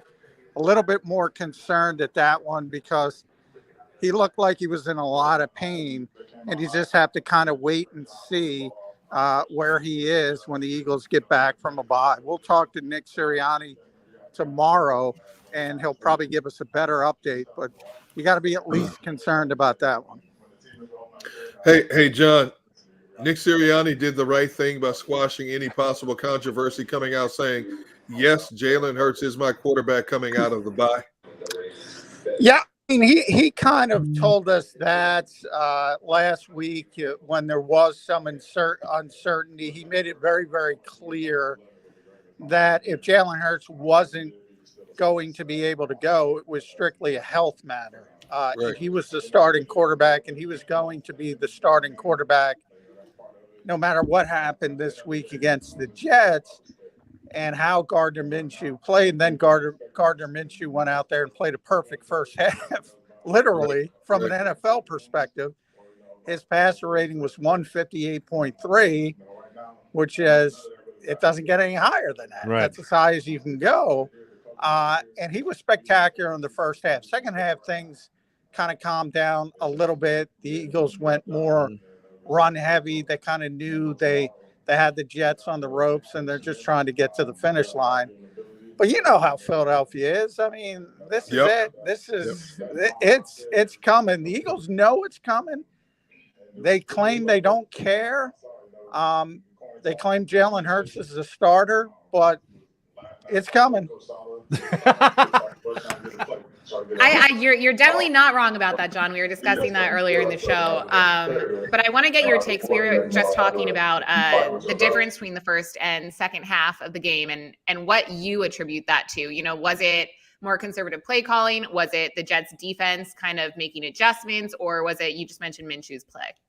Or none of the above? No, I think it was a little bit of everything, Devin. I do think the Eagles got a little bit more conservative. They went more to the running game. That first drive, they just siphoned the clock. I mean, I looked up and there were 6 minutes left in the third quarter, and you're like, wow, that's a really effective drive. And they didn't need to keep pushing the foot on their gas, so to speak. And you can agree with it. It might hurt against a better opponent. Certainly for this particular opponent, it was probably the right way to go. And it certainly didn't hurt the Eagles. But you watch the NFL every week, and it's generally never good when you let up on a team.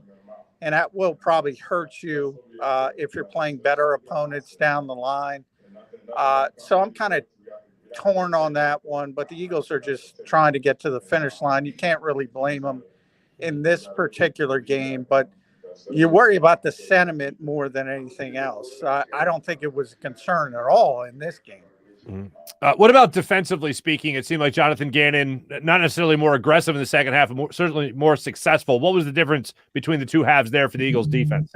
Well, I think Mike LaFleur, the Jets offensive coordinator, did a really good job coming in with the scripted stuff, and he had the Eagles off balance. And, early in this game, it was touchdown, touchdown, touchdown, touchdown, touchdown, touchdown.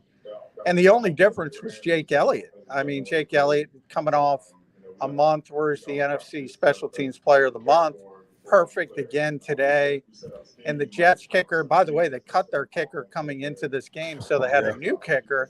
He couldn't even make extra points. Then they're chasing points. In a lot of ways, Jake Elliott was the difference maker in this game. And he had 4 field goals and his extra points. So, you add that up, it's 15 total points. The Eagles won the game by 15 points. He was, in a lot of ways, the difference of this game.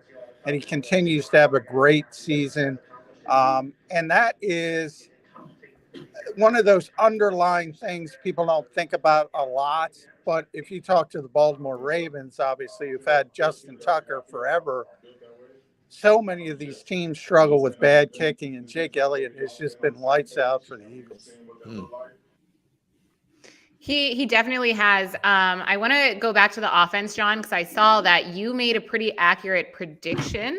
You said that this is the game, or this will be a big game for Dallas Goedert, and you were correct.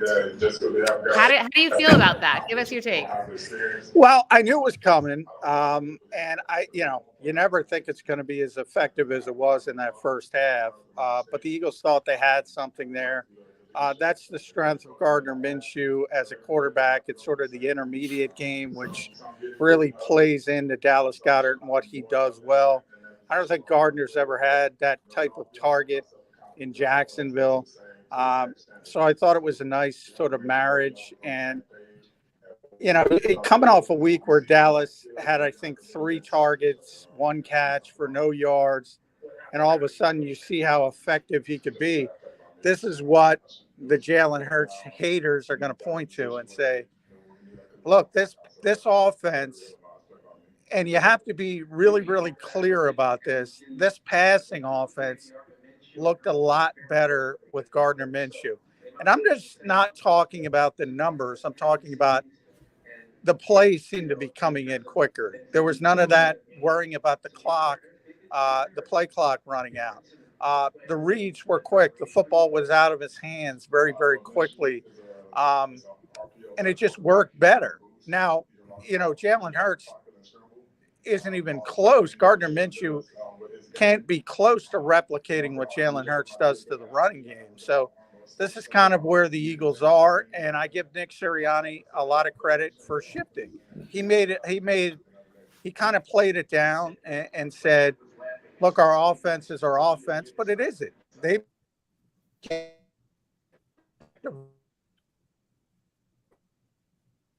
We're losing John. John, I think he was just about to say, hell yeah, there's a quarterback controversy. No, no, as he said, it's coming, but interesting things there from John as far as Gunnar, you're right that you had the head coach come out right after the game and just say, of course, Jalen Hurts is my starting quarterback in 2 weeks. I think even when they go through the film process and all that and look at the tape, they're going to come out with that same conclusion because it can't be, as we were saying earlier, a knee-jerk reaction. John, where we left off with you was pretty much right around the time you were talking about, I believe it was Jalen Hurts getting the play, or Gardner Minshew getting the plays in faster.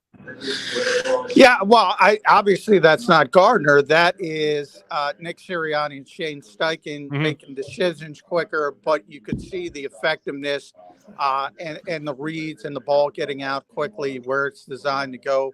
One of the weaknesses of Jalen Hurts as a passer at this point, I don't think it's any secret. I think the coaching staff has talked about it a little bit, is he gets the ball out a little bit too late at times. People were arguing about that last week on the final play. Should Devontae Smith have gotten the ball when he had a step on James Bradbury? Maybe, maybe not. Would have been a difficult throw. But that's where the ball was designed to go on that play. It didn't come out. Boom, you got to go to a different scramble drill. And ultimately, he delivered a really, really nice pass to Jalen Reagor, who should have caught it. And the narrative probably would be different than we're talking about today. But nonetheless, if you're talking about an offense and what it's designed to do, Gardner's just more, he makes his reads in a quicker fashion. He gets the football out of his hands. Now, the more he continues to play, if Jalen's not back, teams are going to recognize what Gardner Minshew is, and they're going to put 8 people in the box, and they're going to play press coverage and try to take that first read away, that quick read away, and he doesn't have the arm strength to get the football down the field. So it's not like this is the answer for the Eagles, but it's an interesting problem for Nick Sirianni because he's got a better passing offense with one quarterback and he's got a better rushing offense with the other quarterback. John, how much do you think the leash has been shortened, quote unquote, on Gardner Minshew getting more reps as the Eagle starter? I don't think you mean Jalen. Jalen's the starter when he comes back. I agree. Yeah, healthy. What you have to worry about, and not call 610 blah blah blah because people are going to complain and they're going to say Gardner Minshew should be the starter. That's not the case in the building in the NovaCare complex. The problem is in the locker room. I mean, you saw the game Dallas Goedert had.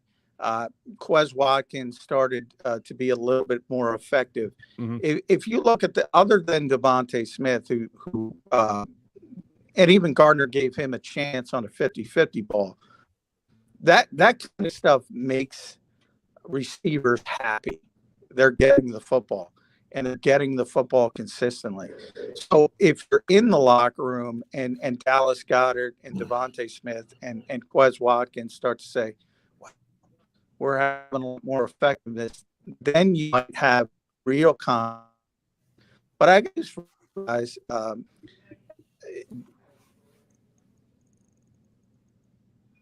Did we lose John again? Another cliffhanger? I got news for you guys. Did we lose him? Oh, he was about to say, I got news for you. Minshew is the future of the Philadelphia Eagles. That tunnel area up there is difficult to deal with at times, especially depending on where you're standing because so many wires are hanging and things like that. So it's, you got to move around to find your spot in that stadium. Yeah, I think he was about to say, here's what's coming, guys. I'm growing a Fu Manchu. I think that's what John was about to say. He was going to grow that out. John, it could not have been cut off at a more perfect time this time around. Here's what you'll tell us. What is it? What will you tell us? I don't know. Where was I cut off? Tell me. The Jets, they finally shut up the PA system. Now they're cutting out the wireless on us. I guess they're not happy about what we're saying. Yeah, right. Talking about the quarterback so-called controversy, there isn't a controversy inside the NovaCare complex. It only becomes a controversy if those receivers start to say, okay, we're having more effectiveness with Gardner Minshew. But what I was saying is they love Jalen Hurts. They love him. Everybody, Devontae Smith, obviously they're close from their days at Alabama, but Jalen Reagor, Quez Watkins, Dallas Goedert, I don't see that happening. But if you talk about controversy, and let's say, Maryland, you think about Bradley Cooper. Maryland's known for crab cakes and football. Philadelphia cheesesteaks and controversy, quarterback controversy. That's what Philadelphia's known for. Mm-hmm. That's what Philadelphia does. And they got one, and they knew it was coming. And they claim they're ready for it, and they're not going to listen to the noise. Hey, John, any concerns that Devonta Smith, the last couple of games now, his targets have gone way down? I understand defenses are blanketing him, but if you're the number one receiver, coaches will find ways to get you open. Yeah, well, that's part of the issue. The Eagles got when they made their shift sort of in Las Vegas is when it started. Mm-hmm. And they shifted the offense. They sort of became a two-read offense. And typically Devontae or Dallas are the first read. When they're not the first read, the other is sort of the other read. So it's 1A, 1B, and then you go from there. And that means Jalen Hurts and scramble drill and all that kind of stuff. So other teams understand that. They're very cognizant of it. Defensive coordinators in this league are very smart, and they're trying to take away. The Giants did a very good job taking away Dallas Goedert last week. I think the Jets are more focused on Devontae Smith, and that's what you're going to see. And that's what Gardner Minshew was able to do, whether it's, the checkdowns to Kenny Gainwell. A lot of effectiveness was getting Quez Watkins a little bit involved. That's what Gardner does that Jalen has not been able to do at this point.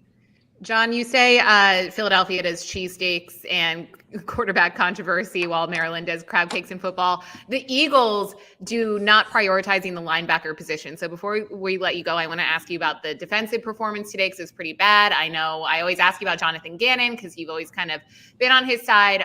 What are your overall thoughts on how our defense played today? Yeah, I didn't think they were good at all early. Obviously, you give up 3 consecutive touchdowns to Zach Wilson and the Jets, who Zach has, got a lot of arm talent. You saw it, but still probably not ready to play at a high level consistently. I think they paid a little bit too much deference to him, too much zone early, and it hurt him. But I also think, as I said, Mike LaFleur had a really good game plan coming in. And then sort of when you get up those first 15 or so scripted plays that coaches do, and you have to go back to plays and that. I think the Eagles did a much better job defensively, and obviously they hunkered down on what the Jets were doing well, took it away. The problem is, and we already saw the quarterback heavy portion of the schedule. They struggled against really good quarterbacks. They've generally been really good against lesser quarterbacks, and a lot of people say that's just common sense. But when you do play those good quarterbacks, you have to make things at least more difficult for them. And that's my lone problem with Jonathan Gannon's defense. I think there's too much zone, and especially on high leverage downs, high leverage situations, sometimes he makes things a little bit too easy on the quarterback and relies on his front four. And very quietly, because they don't have a lot of sacks, but that front four has been dominating for about a month or 5 weeks now, and their pressure numbers are outrageous. And I know a lot of people say, who cares about pressures, but sometimes a pressure can be even better than a sack, and that front four has really been playing well as a whole over the last 4 or 5 weeks. See, John, I don't disagree with you when it comes to the pressures, but see, I'm of the school that I want to see you get the hits on a quarterback. Getting pressure on a quarterback is one thing. When you start to hit him a few times, now you have him thinking. Let's face it, quarterbacks don't like to be hit. But if you can get in his face and knock him down a few times, get his jersey dirty, that's a psychological element of the overall game plan that affects them. Some quarterbacks will get up, as we know, some quarterbacks aren't playing with a full deck. They get up, they play better because they're ticked off. And when they're ticked off, they play a lot better. But there are a lot of quarterbacks out there that cower away from getting hits. And that's the one thing that frustrates me about this Eagles defensive front. Sure, they get good pressure, but they're not getting enough hits on these quarterbacks to throw them off their games. Yeah, they have it. And Josh Sweat got a big one, and maybe that kind of rattled Zach Wilson a little bit and didn't seem to be as effective after that. So you're right. I mean, look, your quarterbacks don't like to be moved off their spot. They don't like to be hit. You're 100% right. And that group look, he puts a lot on their plate, and they got to go get the quarterback by themselves. And it's a little bit different from Jim Schwartz because Jonathan wants a really, really disciplined pass rush. So he doesn't want his guys freelancing at all. He doesn't want his guys just beating their man, going into business for themselves. He always says 4 equals 1. It's one group, one pass rush. It's a really disciplined way to play football. And it doesn't result, if you look at Mike Zimmer's history, for instance, a lot of good defensive lines. Not a lot of big sack numbers outside probably Daniil Hunter when he was healthy. And that's why, because they press that discipline instead of the wide 9, go get the quarterback at all costs. It's a little bit different style. I don't think Philadelphia likes that style, to be honest, but it can be a very effective when you have everybody working on the same sort of plan and everybody's doing their job. And you've seen some ups and you've seen too many downs. So it's really, until you have a test against a really good quarterback and you can make things more difficult, I think it's fair to criticize their defense. John, last one from me. 4 games left in the season after today. Washington, then the Giants, then Washington again, then Dallas. 4 games. What are the Eagles' record? What's the Eagles' record through those 4 games? Well, I definitely think they're going to beat the Giants. And I know I said that last week, but I'm even more confident that the Giants are a really bad football team. That was an outlier. The Eagles are probably a mediocre football team, and that's why you don't have that consistency. And people were talking about winning out. I just didn't think they have the ability to do that. So to me, the 2 games against Washington are the key games because Washington has a really good opportunity to be that 7th seed in the NFC, and so do the Eagles. And if one of those 2 teams can sweep the other, they're probably going to be that 7th seed. Dallas is a better football team, and they're going to beat the Eagles if they have to play that game. And Amari Cooper and CeeDee Lamb and Michael Gallup were finally healthy. If those guys are on the field at the same time, there's just too much firepower. So I put that game as sort of an outlier. I think the key games are the Washington football team, and that'll tell the story of the Eagles season. But average football team, if you ask me, probably win 2, lose 2. Yeah. Win 2, lose 2. Yeah. Good enough. John McMullen from MetLife Stadium with absolutely no interference whatsoever. Crystal clear the entire time, no matter what that Jets loudspeaker was doing. John, thanks so much for joining us, man. Pleasure catching up as always. All right, sorry about the issues, but it's not your fault. On the Jets, bad football team, bad organization. They're getting them at the end too. Did you hear that? They were getting them at the end too. Yeah. They were drowning them out again. Thanks again to John McMullen joining us from MetLife Stadium. Brought to us by Mesa Law and Associates. Need a tough injury lawyer? Call Mesa and Associates. More live post-game show when we return. Go for the midnight dares. Go for the memories. Go to get your spin on. Go to get your spa on. Go for the bubbles in your bathtub and in your drink. Go for the stakes and the steak. Go for him. Go for her. Go for the win. Go to Ocean Casino Resort. Book your trip at theoceanac.com. You know you like being right. That's why you should enroll in an Independence Blue Cross plan. It's the health plan chosen by more people than any other, with more doctors and hospitals, more benefits that really rock, more of the coverage you want for the right price, including free doctor visits 24/7.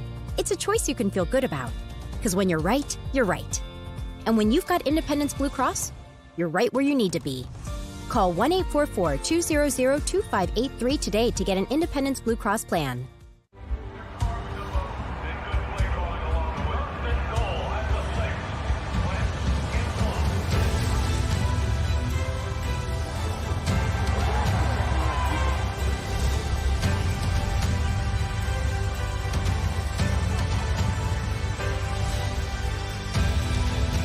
Field of life, First Trust Bank is there for you. Champions on 3. 1, 2, 3. Because Philadelphia dreams deserve a Philadelphia bank. When it comes to the fight against insurance companies, large corporations, and the healthcare industry, injured victims are always the underdog. But that doesn't worry us. At Mesa & Associates, we're an injury law firm from Philadelphia, and we come to fight. Our clients know that they've got representation with a chip on its shoulder, and it's the same chip that makes Philly the toughest city in the country. Call 215-568-3500 or visit us online at mesalaw.com. Mesa & Associates, the toughest injury firm in Philadelphia. At Stateside Vodka, every new customer gets the world's best rocks glass, free. What's that? A rocks glass? You're telling me that bottle is cut in half? You could say that. Holy shit. And you're telling me I can get one of these glasses for free? That's right. 1 free rocks glass per customer with each first-time purchase of Stateside Vodka. So good, it just disappears.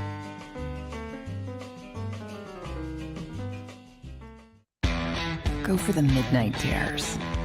Go for the game. Go for the hits. Go for the fans. Go for the win.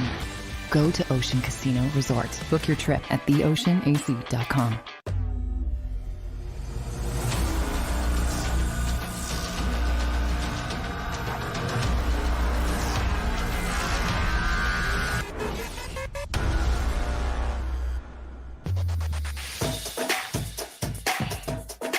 Welcome back. Live post-game show on the JAKIB Media YouTube channel as well as 6abc.com. Don't forget about the awesome show with Jody Mack and Johnny Mack. First Trust Bank brings us that show tomorrow morning. Birds 365, the official bank of the Philadelphia Eagles. First Trust Bank. I do want to give a shout-out to Lawrence, who was suggesting that the Jalen Hurts fans were cutting off John McMullen. It had nothing to do with the Jets. It was the Jalen Hurts fans that just didn't want him to finish his sentences. I want to state this one more time. I welcome a quarterback controversy or a quarterback competition because I don't believe anybody ever is above the team.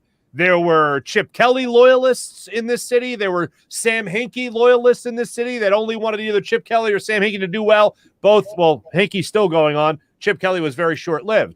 I don't believe anyone ever rises above the team. So as long as the quarterback of the Philadelphia Eagles is playing well, I'm happy. That's the only people I root for, the people that play well that are playing on this team. I don't really care who that is. I just want the better player to play. Jalen Hurts earns and has the right to start when he comes back, and I think Nick Sirianni has handled everything appropriately. But with the way Gardner Minshew played today, you can't tell me that Jalen Hurts is on a little bit shorter of a leash than he was prior to Gardner Minshew playing today. Now, you might say, it's the Jets. Okay, fine. You had the Falcons are a bad football team this year. Jalen Hurts took care of business against them week 1. Jalen Hurts took care of business against a bad football team like the Detroit Lions. They're going to play bad football teams. And you got another bad football team still left on this schedule. Washington up right now. Last I checked, 7-0 at halftime on the Raiders. So we'll see where they're at by the end of today. You're going to play bad teams. It's all about playing who's in front of you. Gardner Minshew played well in his first start in a very long time. These two are both young quarterbacks. People think Gardner Minshew's been there for 10 years, and that's not the case. He's 25. Jalen Hurts is 23. So they're young guys still trying to make a name for themselves in the NFL. Jalen Hurts has 15 starts under his belt in the NFL? 16 starts under his belt in the NFL. Gardner Minshew has 21 now after today. So these guys are still trying to find their own way. You can't tell me after today that race got just a little bit closer down the stretch. It depends on what you're basing it on. Okay, are you basing it on this team is in shambles and you're just looking for any kind of improvement whatsoever, or is it based on the fact that Jalen has limitations and Gardner can do things that Jalen Hurts can't do right now? Mm-hmm. There's a possibility that plays into the equation. But the fact that the coach has already told us, and it's again, it's part of the gamesmanship. They tell you what you need to know in front of the camera, but you don't know what they're saying behind the camera. Mm-hmm. Okay. Mm-hmm. But the fact that he's told us in front of the camera, there's no controversy. That's you guys. That's not us. Mm. Now, here's the thing that beyond the quarterback situation, the thing that pleases me the most is the fact that we are still sitting here through 13 weeks of the National Football League season, and we have a team that's still considered relevant in terms of playoff possibilities. Yeah. Because I wasn't thinking that week 6, week 7. I'm thinking by the time we get to this point, how many different ways can we rip this team and this coaching staff for being inept and not improving? But such is not the case. Right now, the Eagles are still somewhat of a feel-good story in this region because a lot of people, after that first game against Atlanta, it all started spiraling downwards. And then all of a sudden, it started trending upwards now. And here you are, 13 weeks in the season, and the Eagles are right there at the door on the outside of the playoff situation looking in. Mm-hmm. And if they can make a few breaks for themselves and get a little help along the way, who knows? We could be sitting here beyond week 17 talking about the Eagles in a playoff scenario. Real quick, yeah, we are getting the meaningful games in December. Getting this from Jeff McClain. Jason Kelce spotted in a walking boot after the game. Would indicate ankle or foot injury. Said that further testing would reveal the extent of the injury. Of course, much needed bye week for something like that. So Jason Kelce seen in a walking boot after the game. So just to give that update. Well, I'm sure that's a precautionary measure, but then again, you see players in a walking boot, and next thing you know, the next day they have an MRI and something's torn. Right. So, keep your fingers crossed because that offensive line is not the same without a Jason Kelce in there. And the fact that they still have 2 games against Washington's defensive front, you need Jason Kelce in there, the brain trust of that offensive line, upright moving forward and not sitting on the sideline trying to coach players up. especially Nate Herbig. And I'm Oh not my God. and I'm not knocking Nate Herbig, but Nate Herbig does not have the experience or the insight that a Jason Kelsey has. Jason Kelsey can sit there and coach you up all day, but you have to go out and do it. And Nate Herbig right now is not that player to be able to go out and do it on a regular basis. Nate Herbig seems to not know how to perform the simple duty of his position, and that is, correctly give the ball to the quarterback. And it's it must be so frustrating for Jason Kelsey to watch, but I do think that we've been so lucky to have someone like Jason Kelsey. And before the show started, our producer actually made a good point where he's like, you rarely see Jason Kelsey in pain, and he looked like he was in pain, and that really, really worries me. If he's out for longer than the bye, I hope he teaches Herbig how to play his position, because that is extremely worrisome. Well, I'm real quick on that note. I wouldn't put Herbig as my center. Who would you put? I put Landon Dickerson as my center, and I move Herbig to the guard position. And then you move Cepeda to the left guard. You could move, you could, or you could move Herbig out to the left guard spot. I just don't want him snapping the football. I think Herbig can actually get in people's way, which is fine. I just think he's got too much going on in his head right now to snap the football in a shotgun situation, which is what you're doing 90% of the time. True. Yeah. I mean, that's fingers crossed for Jason Kelsey. But just really quick, back to the quarterback controversy. I think I lost the comment now, but I've seen a lot of people saying Minshew, deserves this. And I think that's the hardest thing about this particular, controversy or whatever we're going to call it. Mm-hmm. You want to root for both of these guys. There's a video, I don't have it right now, John Clark tweeted out a few minutes ago of Minshew and his dad after the game, and he's so fired up, and his dad is so proud. And you love to see that. That's great. But then you also see guys like Jalen Hurts, who puts the team on his back time and time again, dives, does flips to get first downs, and is so cool, calm, and collected most of the time, and such a great leader that, it's hard to choose one to root for. So why can't we just root for everyone? Why can't everyone have fun, guys? Well, I'm being told right now, Xander, that you have that ready to go. Do we have that video? We may have that video in a second. It might just pop up. I don't know. But we don't know. But I will say this. Here it is. I think we have it. Yeah. Oh.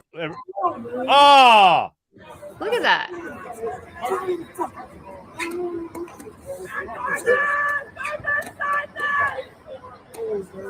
You love to see it.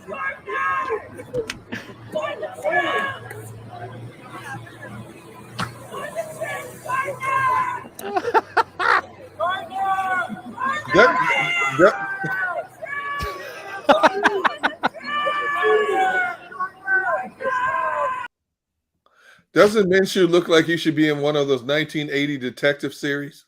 Yes. Or like Top Gun? Like with a handlebar mustache. Yeah, but he looks like he'd be the bad guy. He wouldn't be the detective. You know what I'm saying? Exactly. That is beautiful. Hey, that's great. That's intense. You can't like, he's like anybody. He just wants to play. Wants an opportunity to showcase what he can do. And if not for the Philadelphia Eagles, then for somebody else out there. There's not a certainty that it's almost certain Jalen Hurts is going to be on this roster because he's still on a rookie contract, still in a developmental stage. He's going to be on this roster in 2022. It's not a certainty that Gardner Minshew is going to be on this roster in 2022. Who knows? The Eagles may keep him here to generate competition from May through the end of training camp, or, they may realize that what Gardner Minshew wants, they're not able to provide, and he could move on to somewhere else. No, absolutely. It's the nature of the beast, real quick, I want to get this in. I think it was Big Chris that hit us up with this on YouTube, and thank you, Big Chris, for reminding me that this person existed, and I'm a big fan of his. Brandon Brooks. Yeah. If he comes back and goes out to the right guard spot, you might have a little bit of a different scenario depending on what happens with Jason Kelsey going forward. So that's definitely something worth keeping in mind. The Eagles have kept that very close to the vest. I think the last word from Nick Sirianni on it was wait till after the bye week. So we have another week to figure out what's going to happen with Brandon Brooks. Hopefully he's back in the not too distant future. That would match up well if Jason Kelsey ends up going out and then Brandon Brooks comes in, and then you start shuffling some guys on the offensive line. But bottom line is, if Kelsey's out, the long-term solution I see at the center spot is Landon Dickerson. That's who I'd like to see in there. Here's a little update on Kelsey. I threw it out there. Hey, what's the situation with Kelsey and Sanders? comment was not sure yet. They will both have MRIs tomorrow. I said, hey, Kelsey does not look good. The comment was, I agree. Oh, jeez. So, right. So, but again, what we see on the surface, hopefully is not the case. A lot of times, how many times have we seen guys walk off a field, jog to a locker room, see them after a game, walk like there's nothing wrong, have an MRI the next day, all of a sudden torn ACL, done for the year. It's weird. Ankles and knees are weird, man. And the fact that Kelsey has a boot on, anytime a player puts a boot on, to me, that's a red flag right there. But hopefully we'll know a lot more tomorrow once he has this MRI, and I'm hoping for the best. Jason Kelsey is a good dude, outstanding football player, one of the best in the business at his position, and they're going to need him down the stretch. They definitely need him down the stretch. You're already handcuffed. You're down Seumalo. You're down Brandon Brooks. You don't want to be down the engine that makes the train run, and Jason Kelsey is the engine that makes that offensive train run. In a lot of cases. Yeah, he's the motor. I think he's the motor. I think even last week against the Giants, when he was going out there hurt, you saw the footage that came out later with the all-22 footage where you could see Jason Kelsey on the sideline going up and down, trying to get himself motivated and pumped up enough to get back in that motivated, but pumped up enough to get the adrenaline going where he wasn't thinking about that pain anymore. And that's the guy that is the constant on this offense. And even Nick Sirianni during his press conferences throughout the week talked about how he just said Jason Kelsey was the toughest guy he knew. And Jason Kelsey's getting asked about whether or not he embodies Philadelphia and that attitude and that mindset. That's what Jason Kelsey is. And I think we all kind of realize that have gotten to watch Jason Kelsey since he came into the league and was coached by Howard Mudd all those years ago. And it's still very much that attitude of that player that not just the city respects as almost a folk hero, but a guy that the locker room respects as a guy that is the leader of this offense, really on and off the field. So that will be a huge blow, both talent-wise on the offensive line and as far as leadership goes in the locker room. Even though I know he'll still be around, it won't have that same impact because he won't be on the field with them on Sunday. So we're going to cross our fingers that he'll be back sooner rather than later, and hopefully that all they need is the extra bye week. Hopefully that all it is just another week between games for them to actually heal and rest up. Go ahead, Gunnar. I'm sorry, I didn't mean to cut you off, but early in the season, I remember us talking about how, why would they have a bye week this late in the season? Well, lo and behold, this bye week couldn't have come at a better time for this team because they are nicked up. Your starting quarterback's nicked up, your Pro Bowl center's nicked up, your lead running back's nicked up and got hurt again. Your power running back has missed 2 games now. He's out. So this extended time off, hopefully you can get some of these guys healed up in a hurry for what's to come. Mm-hmm. Certainly. Washington football team still up 7-3 with about 10 minutes to go in the third quarter against the Raiders. So we'll see what happens there as well. Going forward, something that we really hadn't touched on too much here was that running back room. Miles Sanders, we know, hurt. Boston Scott was in the game a little bit later. He came back from his injury as well. Kenny Gainwell, for the time that he was in there, minus him in the receiving game, and I think whenever the ball goes to him in the passing game, I think he always looks shocked. But when it comes to him actually running the football, I think he hit the holes rather well today. I do too. 18-yard touchdown run. He runs with power. He's not an elusive guy. He's not one of these elusive guys, but he does have power. And he hit that hole, and I thought he was going to go down. He regained his balance and took it to the house. That's what you need from backs like that, especially in situations like that. And I just love the way he handles himself between the tackles. He's not going to outrun a lot of people, but he can sure wear down a lot of people with his style of running. Yeah, he had a few plays. He had one catch that was like he kind of juggled the ball, like actually really juggled the ball. And I think every Eagle fan had a collective heart attack, like, oh, what's he going to do? And then he also tripped one play, but still made the plays. And that's progress. I saw a hot take on Twitter about him, actually, because when Jalen Reagor made that mistake on special teams saying that they should put Kenny Gainwell back there. I don't know if I like that, but I think anything's better than Jalen Reagor at this point. So wow. I don't know if you guys have a take on that. Just thought I'd throw it out there. They might not have that option. I mean, considering what could happen to the running backs room, I mean, they might have to have Kenny Gainwell. Maybe you flip Jalen Reagor and Kenny Gainwell. Maybe Reagor becomes your running back. I was actually hoping just to get his confidence back because look, Jalen, we all acknowledge, as bad as he might be playing right now, he's still going to get reps, Jalen Reagor. Yeah. We agree with that. You saw Quez Watkins take a big step forward. Devin, you highlighted that earlier. But when it comes to a guy like Kenny Gainwell and it comes to Jalen Reagor, both those guys are still going to get opportunities on the field. If they're going to be on the field, I want their confidence to be as high as possible. I thought Nick Sirianni, especially with not having the runner that Jalen Hurts is, they might try to make up for that with a jet sweep to Jalen Reagor. They might try to make up for that with a couple of more screens around the line of scrimmage, which you saw a lot of early on in this game, not so much for the second half of this game. But I was waiting for that jet sweep with Reagor, and you never saw it. I don't know if it was the special teams looking shaky, both on the punt return and the kick return. We let the ball bounce on the 1 yard line. Eagles ended up starting their drive on their own 6 yard line and then taking 94 yards for the touchdown. Right. There was a couple of different instances where you thought, all right, maybe Reagor is going to need to pump the brakes on a day like today, but he did have one catch. He looked to be a little bit more involved in the offense. I still think you can use that jet sweep once a game with him to try to change things up and just make the defense think that you could be running that on any given play, especially when you saw the only real motion behind the line of scrimmage was stuff going on with Dallas Goedert and your running backs. You really didn't see a lot of that motion going on with the wide receivers in this game, which I thought was interesting. You look at a team like the 49ers and a guy named Deebo Samuels, who's a phenomenal receiver and great speed. They use the jet sweep a lot to him in a game. And I think you can use Jalen Reagor in the same manner. Now, I know a lot of people are saying, shut him down, let him sit a week. No. You got to keep putting the kid out there as much as you don't want to hear it. If his confidence is waning right now, the only way he's going to overcome this is to get more reps and to play. And you may have more negative plays than positive plays. It could cost you somewhere, as it did in that Giants game. But if you're still trying to develop this guy because he was a first-round pick and you have to justify making him a first-round pick no matter how you do it, you're going to have to put him out there because I do believe that he's going to be a part of your team next year as well. Some people are saying Nelson Aguilar 2.0. You see a little bit of that right now. Hopefully not to that degree. But he has to play the game to get better at the game. And hopefully the more he plays the game, the more he will get better at the game. Yeah, and we'll all cross our fingers that actually happens because, again, they're not just going to give up on a second-round pick going into year 3, unfortunately. But, again, look and see if he gets more involved in the offense when it comes to running the football because one target today throughout, not a lot worth bragging about. But, again, I think we can all be happy to at least see Quez Watkins get a little bit more involved. I think we can all see one thing I can't believe we haven't really seen, and maybe it's just not there. Maybe the defenses are taking it away. When I go back and look at the all-22, I don't see too many safeties floating over the top of Quez Watkins. But you see this guy come up with a couple of huge catches early on in the season. Well, it's 90-yard play against the Chiefs, I believe it was, to put him into the red zone.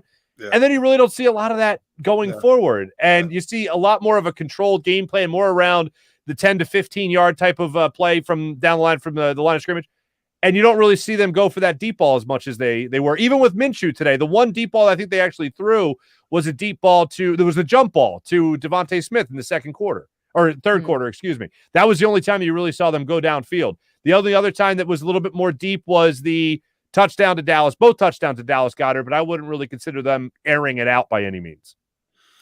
Maybe it's because they don't trust Jalen's deep arm ball. Maybe that's, we keep talking about him having suspect arm on the deep throws. But what I'm saying is even with Minshew today.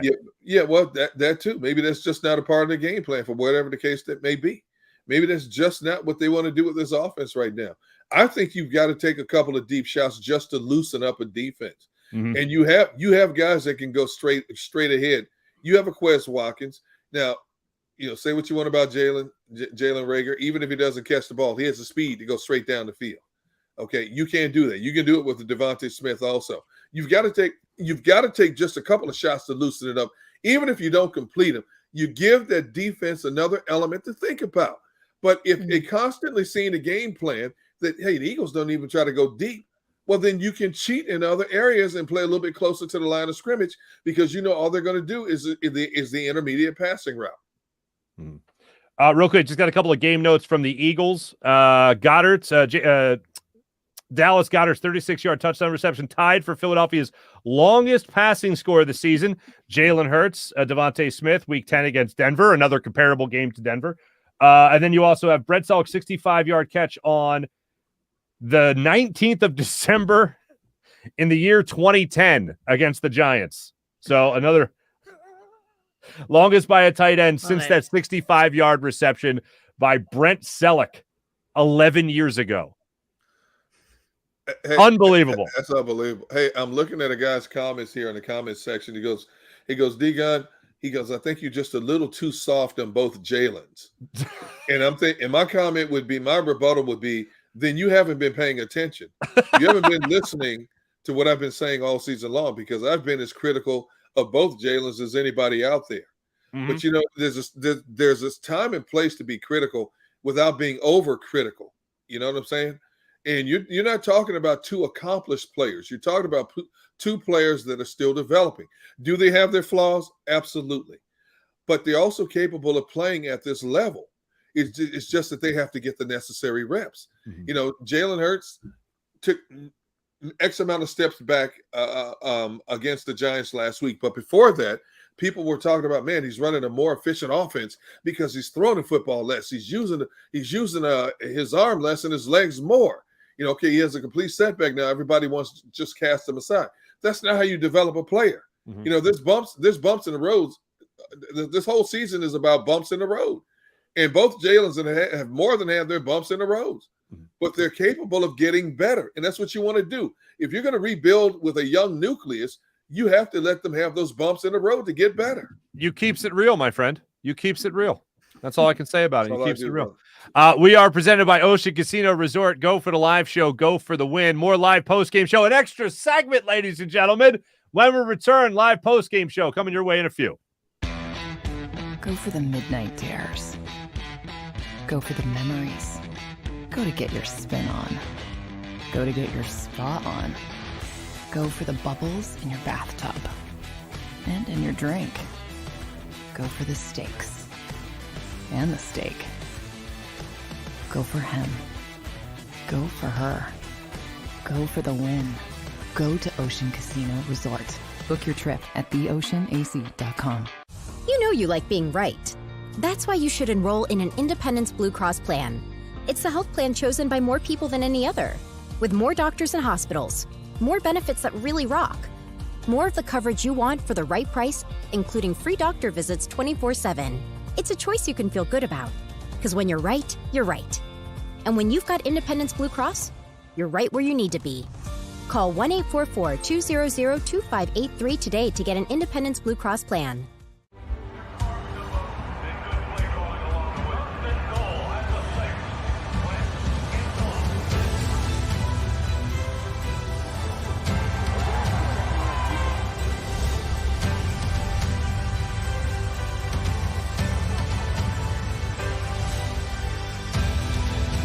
Field of life, First Trust Bank is there for you. Champions on 3. 1, 2, 3. Because Philadelphia dreams deserve a Philadelphia bank. When it comes to the fight against insurance companies, large corporations, and the healthcare industry, injured victims are always the underdog. But that doesn't worry us. At Messon Associates, we're an injury law firm from Philadelphia, and we come to fight. Our clients know that they've got representation with a chip on its shoulder, and it's the same chip that makes Philly the toughest city in the country. Call 215-568-3500 or visit us online at messalaw.com. Messon Associates, the toughest injury firm in Philadelphia. At Stateside Vodka, every new customer gets the world's best rocks glass, free. What's that? A rocks glass? You're telling me that bottle is cut in half? You could say that. Holy shit. And you're telling me I can get one of these glasses for free? That's right. One free rocks glass per customer with each first-time purchase of Stateside Vodka. So good, it just disappears.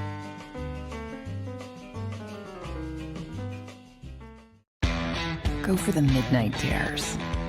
Go for the game. Go for the hits. Go for the fans. Go for the win. Go to Ocean Casino Resort. Book your trip at theoceanac.com.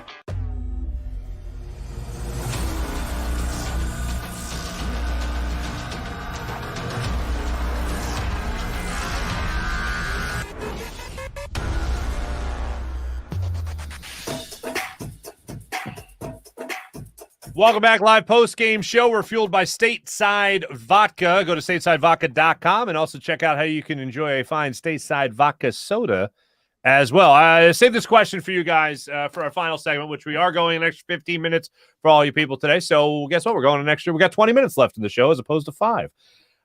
This is a spicy meatball, as some people might say. When it comes to what it would take to get Gardner Minshew back in the fold, all right, when you talk about quarterback controversy, quarterback competition, what would it take? And I think one thing that has to get some consideration here is that early on in the season, I didn't get the feeling from this Eagles team, from this Eagles front office, really, the franchise, that they were going to try to really make the playoffs. They were more just going to evaluate what they had in Jalen Hurts.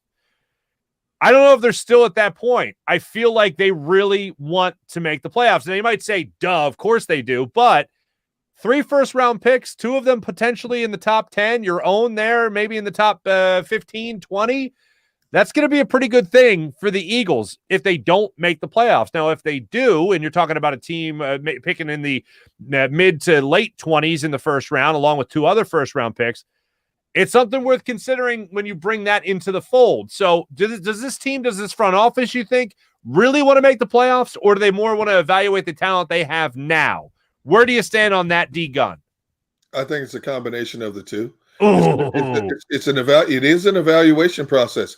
You have a lot of young guys that you're counting on. Uh-huh. Every team tries to get younger to get better in the National Football League. You know, the difference is some teams already have a quarterback in place when they're getting younger to get better. Unfortunately, the Eagles don't have a definitive quarterback in place right now. They have to push this number 2 pick in Jalen Hurts because you have to justify him taking him when you already had a franchise quarterback here. So now you have to get a thorough evaluation, a full season of him. Whether we like it or not, you have to get a full evaluation of him. Now, if Gardner Minshew is a free agent in 2022, it comes down to what's the money? What is he looking for? And is this organization willing to pay that money when you can spend that money in free agency and something else? I keep saying, load up on defense. Okay, well, what if you get in defense in free agency what you want? Okay, then you can look at somewhere else in the draft. Still get younger to get better. You might get that edge rusher in the free. You might have to pay him a premium, but you might get that edge rusher in free agency. You might get that linebacker that people keep screaming about that you totally omit year in and year out. You might get that proven quarterback to play opposite Darius Slay. You don't know. Then you can look at some other areas. It might be another wide receiver to complement Devonta Smith. It might be another future Pro Bowl offensive lineman. You don't know yet. You may take that risk with that lower pick, if he's still there, to take a quarterback in the first round. But, again, I can't emphasize this enough.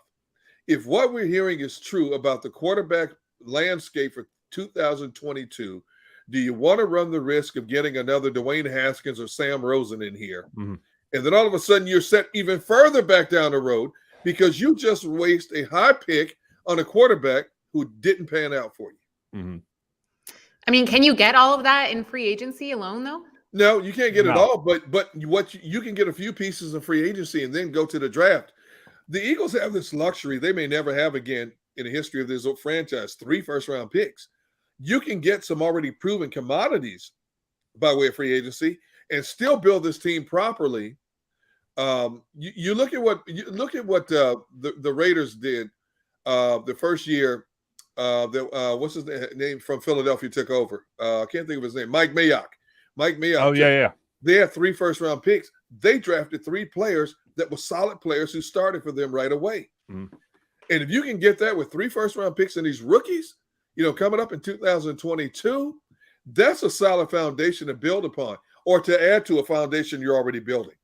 All right, I mean, the big question too. Oh, sorry, Mark. I just want to point out that Howie Roseman has lost everyone's trust in his drafting abilities. So who knows what and who he's going to draft or acquire in the offseason. Yeah, you know what, Devin? Howie Roseman has done a pretty good job bringing in free agents.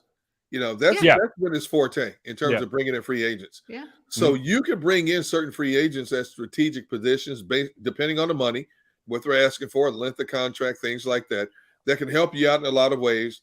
You're right. When it comes to drafting, a lot of people hold a collective breath and wonder, what is Howie going to do next? But you can make this thing better by way of free agency. Now, from what I saw earlier today, the salary cap could go up in excess of $25 million for 2022 because the cap was lesser in 2021 because of COVID. You know, the league basically froze its money. So now the Eagles are going to have more. They get out from under this Carson Wentz financial dark cloud after this season.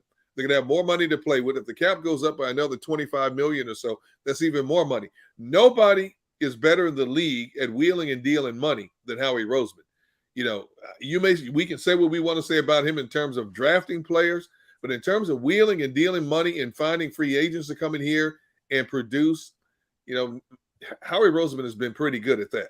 Mm-hmm. No doubt. By the way, I think Minshew and Hurts are both under contract. Well, we know Hurts is, but Okay. Minshew is also under contract next year as well. Okay, so you already have those two in the fold then. So the reason I bring that up is because I think that's very relevant in terms of if you were to bench Jalen Hurts and Minshew wasn't under contract next year, then you risk going back to Jalen Hurts at the start of next year if you were to have Minshew leave in free agency. Right. So the fact that both are under contract for next year matters greatly because then you could go into next year with the same quarterback competition officially going into next year.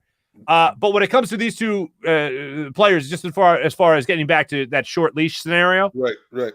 What would it take going forward for you to say, all right, thanks, but no thank Hurts? Because going to your point, Gunnar, I don't think you can have it both ways. I don't think you can say it'd be nice to have the playoffs, but we're still just going to test Jalen Hurts.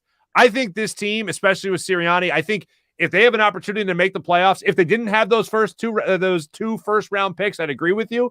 But the fact that they already have that plus their own, and I believe you also had Carson Wentz play 100% of the snaps today in Indianapolis as well. So I believe he's hit the 75% marker. If you already have those two first-round picks plus your own, why not make the playoffs this year? What's really to be lost in that scenario? You're still going to have 3 first-round picks. I don't like using the word test. My word is evaluate. Evaluate. Sure. Yeah. Because you made that commitment. And one thing we know about Howie Roseman, because he's had so much egg on his face with high draft picks, he's going to push this as much as he can.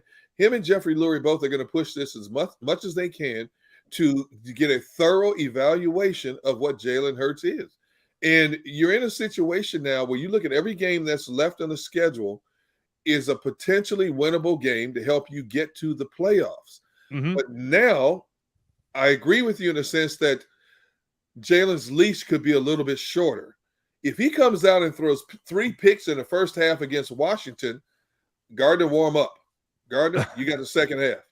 Okay, so it would take a collapse by Jalen Hurts. Absolutely. Mm-hmm. Absolutely. I agree with that. Or just your offense is completely stalling. If it's a first half collapse against Washington, well then Minshew, let's go, man, get in there. But I think here's the thing.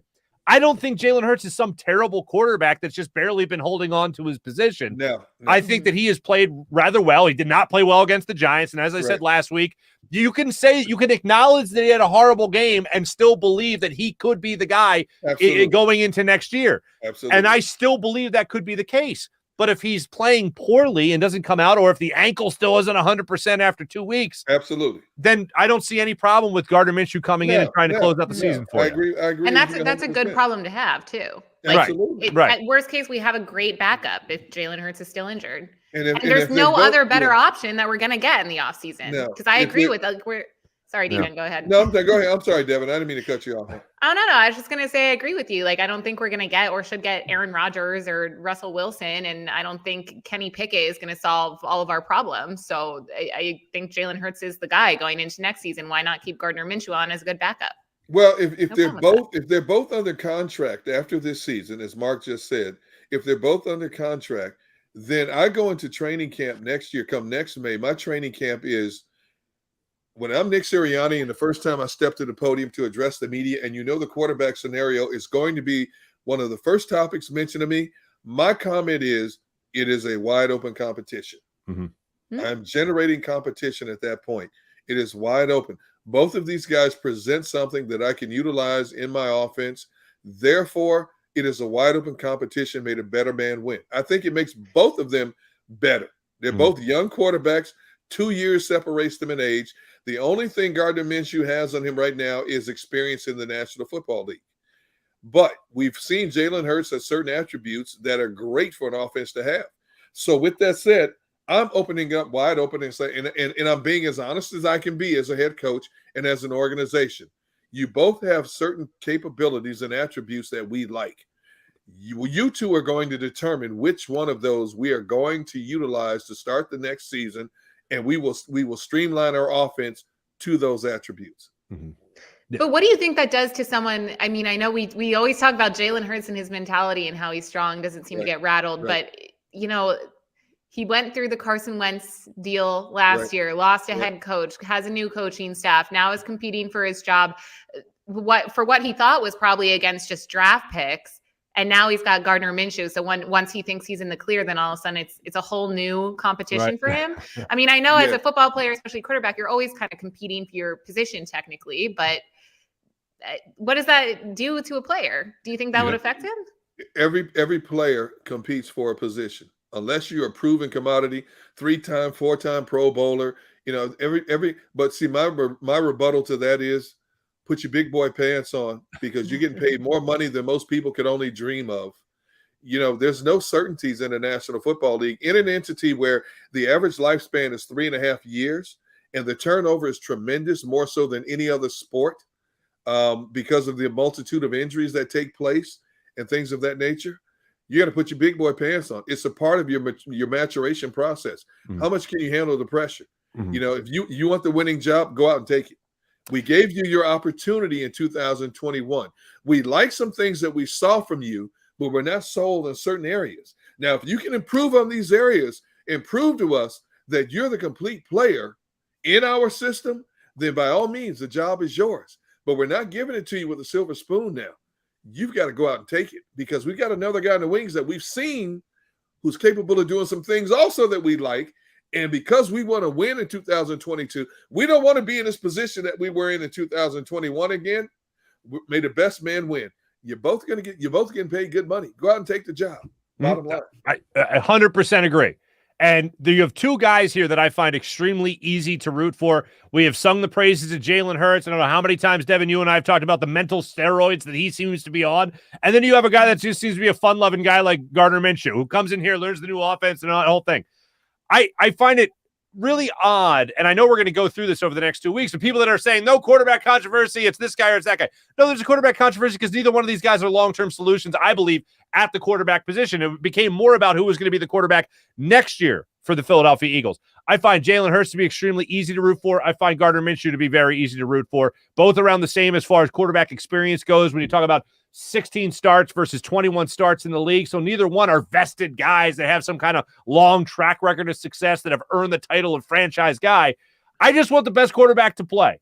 And if Jalen Hurts can't get back to what he was doing prior to the Giants game, that's not going to be him. If Gardner Minshew can do again what he did in this game against the Jets and do it against better opponents, divisional opponents like the Washington football team or the Giants, then it should go to him. But starting out, the ball's going to be in the hands again of Jalen Hurts to see whether or not he could do what he was doing when the Eagles won 3 out of 4 prior to that Giants game. And he'll get that opportunity, like you said, Gunnar, to prove it as they're evaluating him. Hey, nothing is better on your report card than led the team to the playoffs.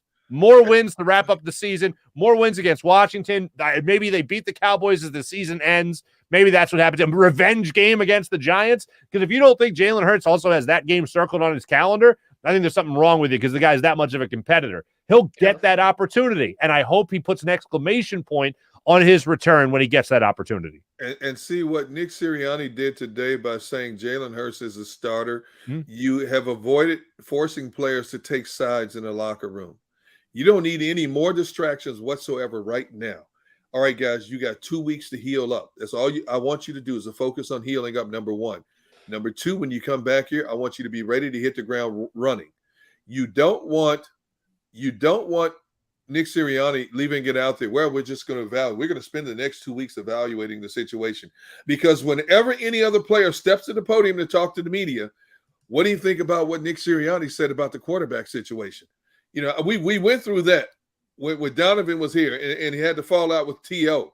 and players took side and it destroyed that locker room. You know, the year after the Super Bowl, injuries took its toll on that team. But more importantly, players took side. And Donovan's feelings were hurt in some ways because some players he thought were on his side were on the side of T.O. And you don't need that kind of distraction when you're trying to focus on winning as many games as you can to finish out this season and see where you are at that point. Let the chips fall where they may, And if we can get an extra game out of it to get these guys more experience on a bigger platform in a playoff scenario, so these young guys who've never done it can get their playoff experience for 2022, that's a plus for us. We don't need them being distracted about whose side are you on? Whose side of the fence are you on?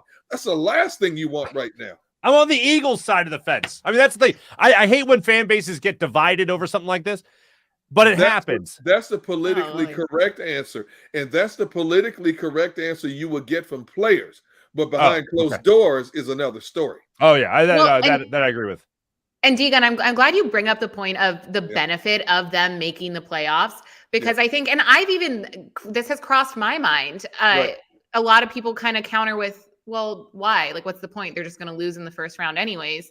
And you're exactly right. It's a young team. They need that experience. Absolutely. They need that big stage, because you don't want it to be, like a Carson Wentz situation where everyone's like, oh, well, he's actually never played in the postseason. Absolutely. So he's not experienced. And that is really important. So to people who think like, oh, there's no point in going to the playoffs, I think there's always a point. And I'm surprised. Even if they go to the playoffs, even if they go to the playoffs and lose, that experience is so valuable to be on a bigger stage than just a regular season game. In a one and done magnitude, that can only help.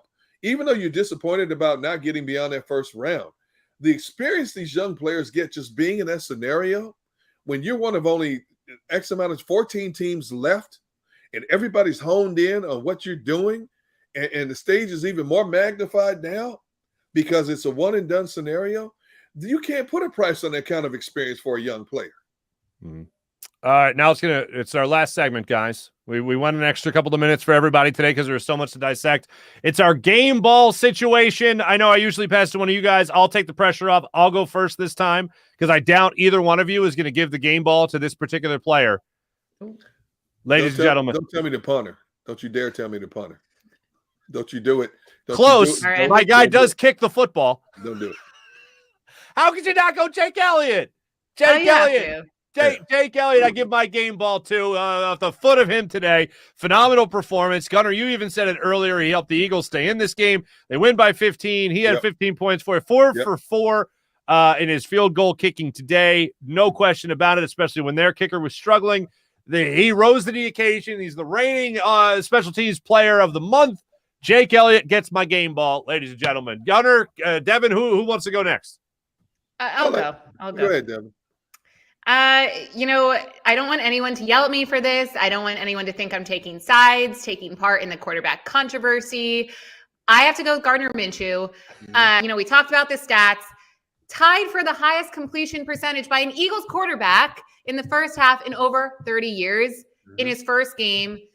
Lights out first half, really upped I think overexceeded at least my expectations, everyone's expectations when the Eagles really needed this win. Am I saying he's the guy? No, I'm saying he stepped up when he needed to. And I also he's a great person to have on the team. I mean, he rolls up in an outfit like that. You see him celebrating with his dad.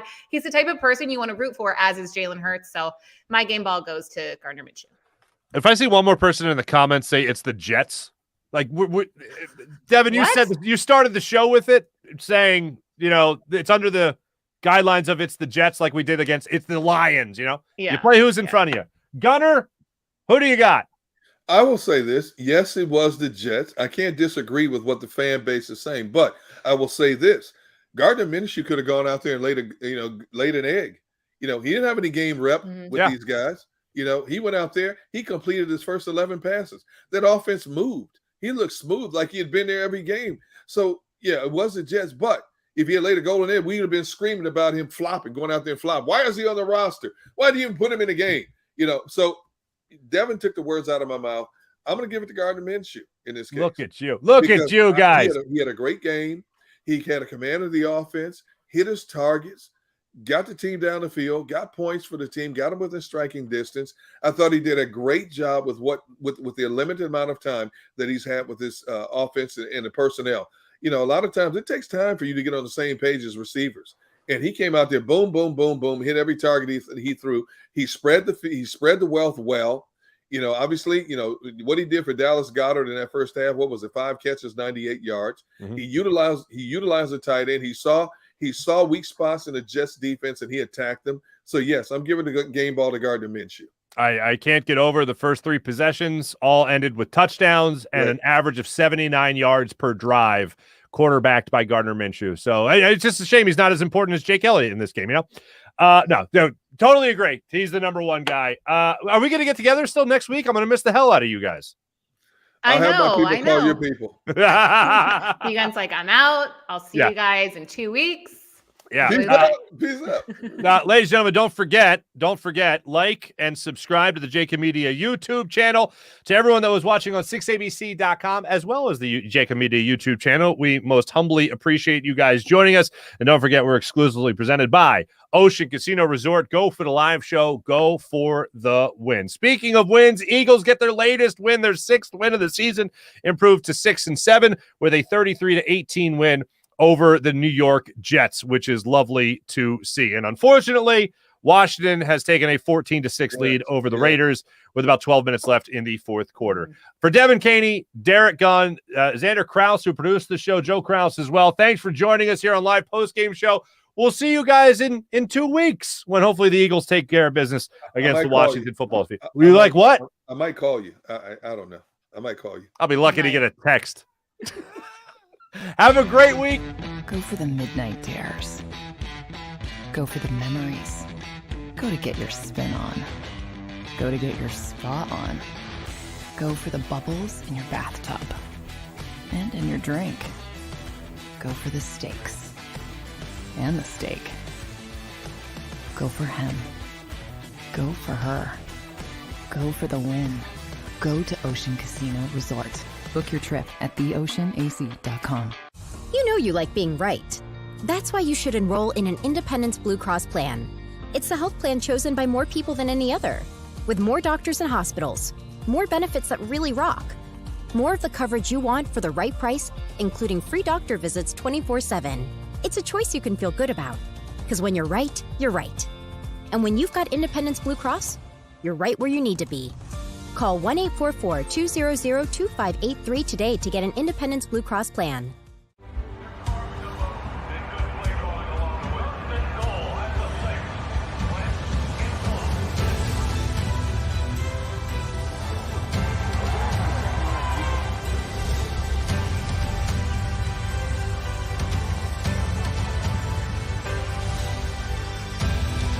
On the field of life, First Trust Bank is there for you. Champions on 3. 1, 2, 3. Because Philadelphia dreams deserve a Philadelphia bank. When it comes to the fight against insurance companies, large corporations, and the healthcare industry, injured victims are always the underdog. But that doesn't worry us. At McMullen Associates, we're an injury law firm from Philadelphia, and we come to fight. Our clients know that they've got representation with a chip on its shoulder, and it's the same chip that makes Philly the toughest city in the country. Call 215-568-3500 or visit us online at messalaw.com.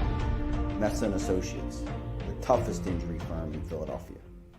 At Stateside Vodka, every new customer gets the world's best rocks glass, free.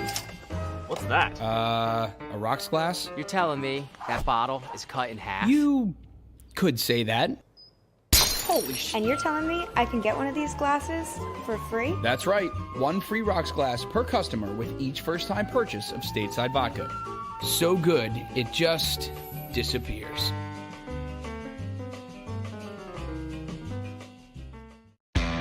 Go for the midnight dares. Go for the game. Go for the hits. Go for the fans. Go for the win. Go to Ocean Casino Resort. Book your trip at theoceanac.com.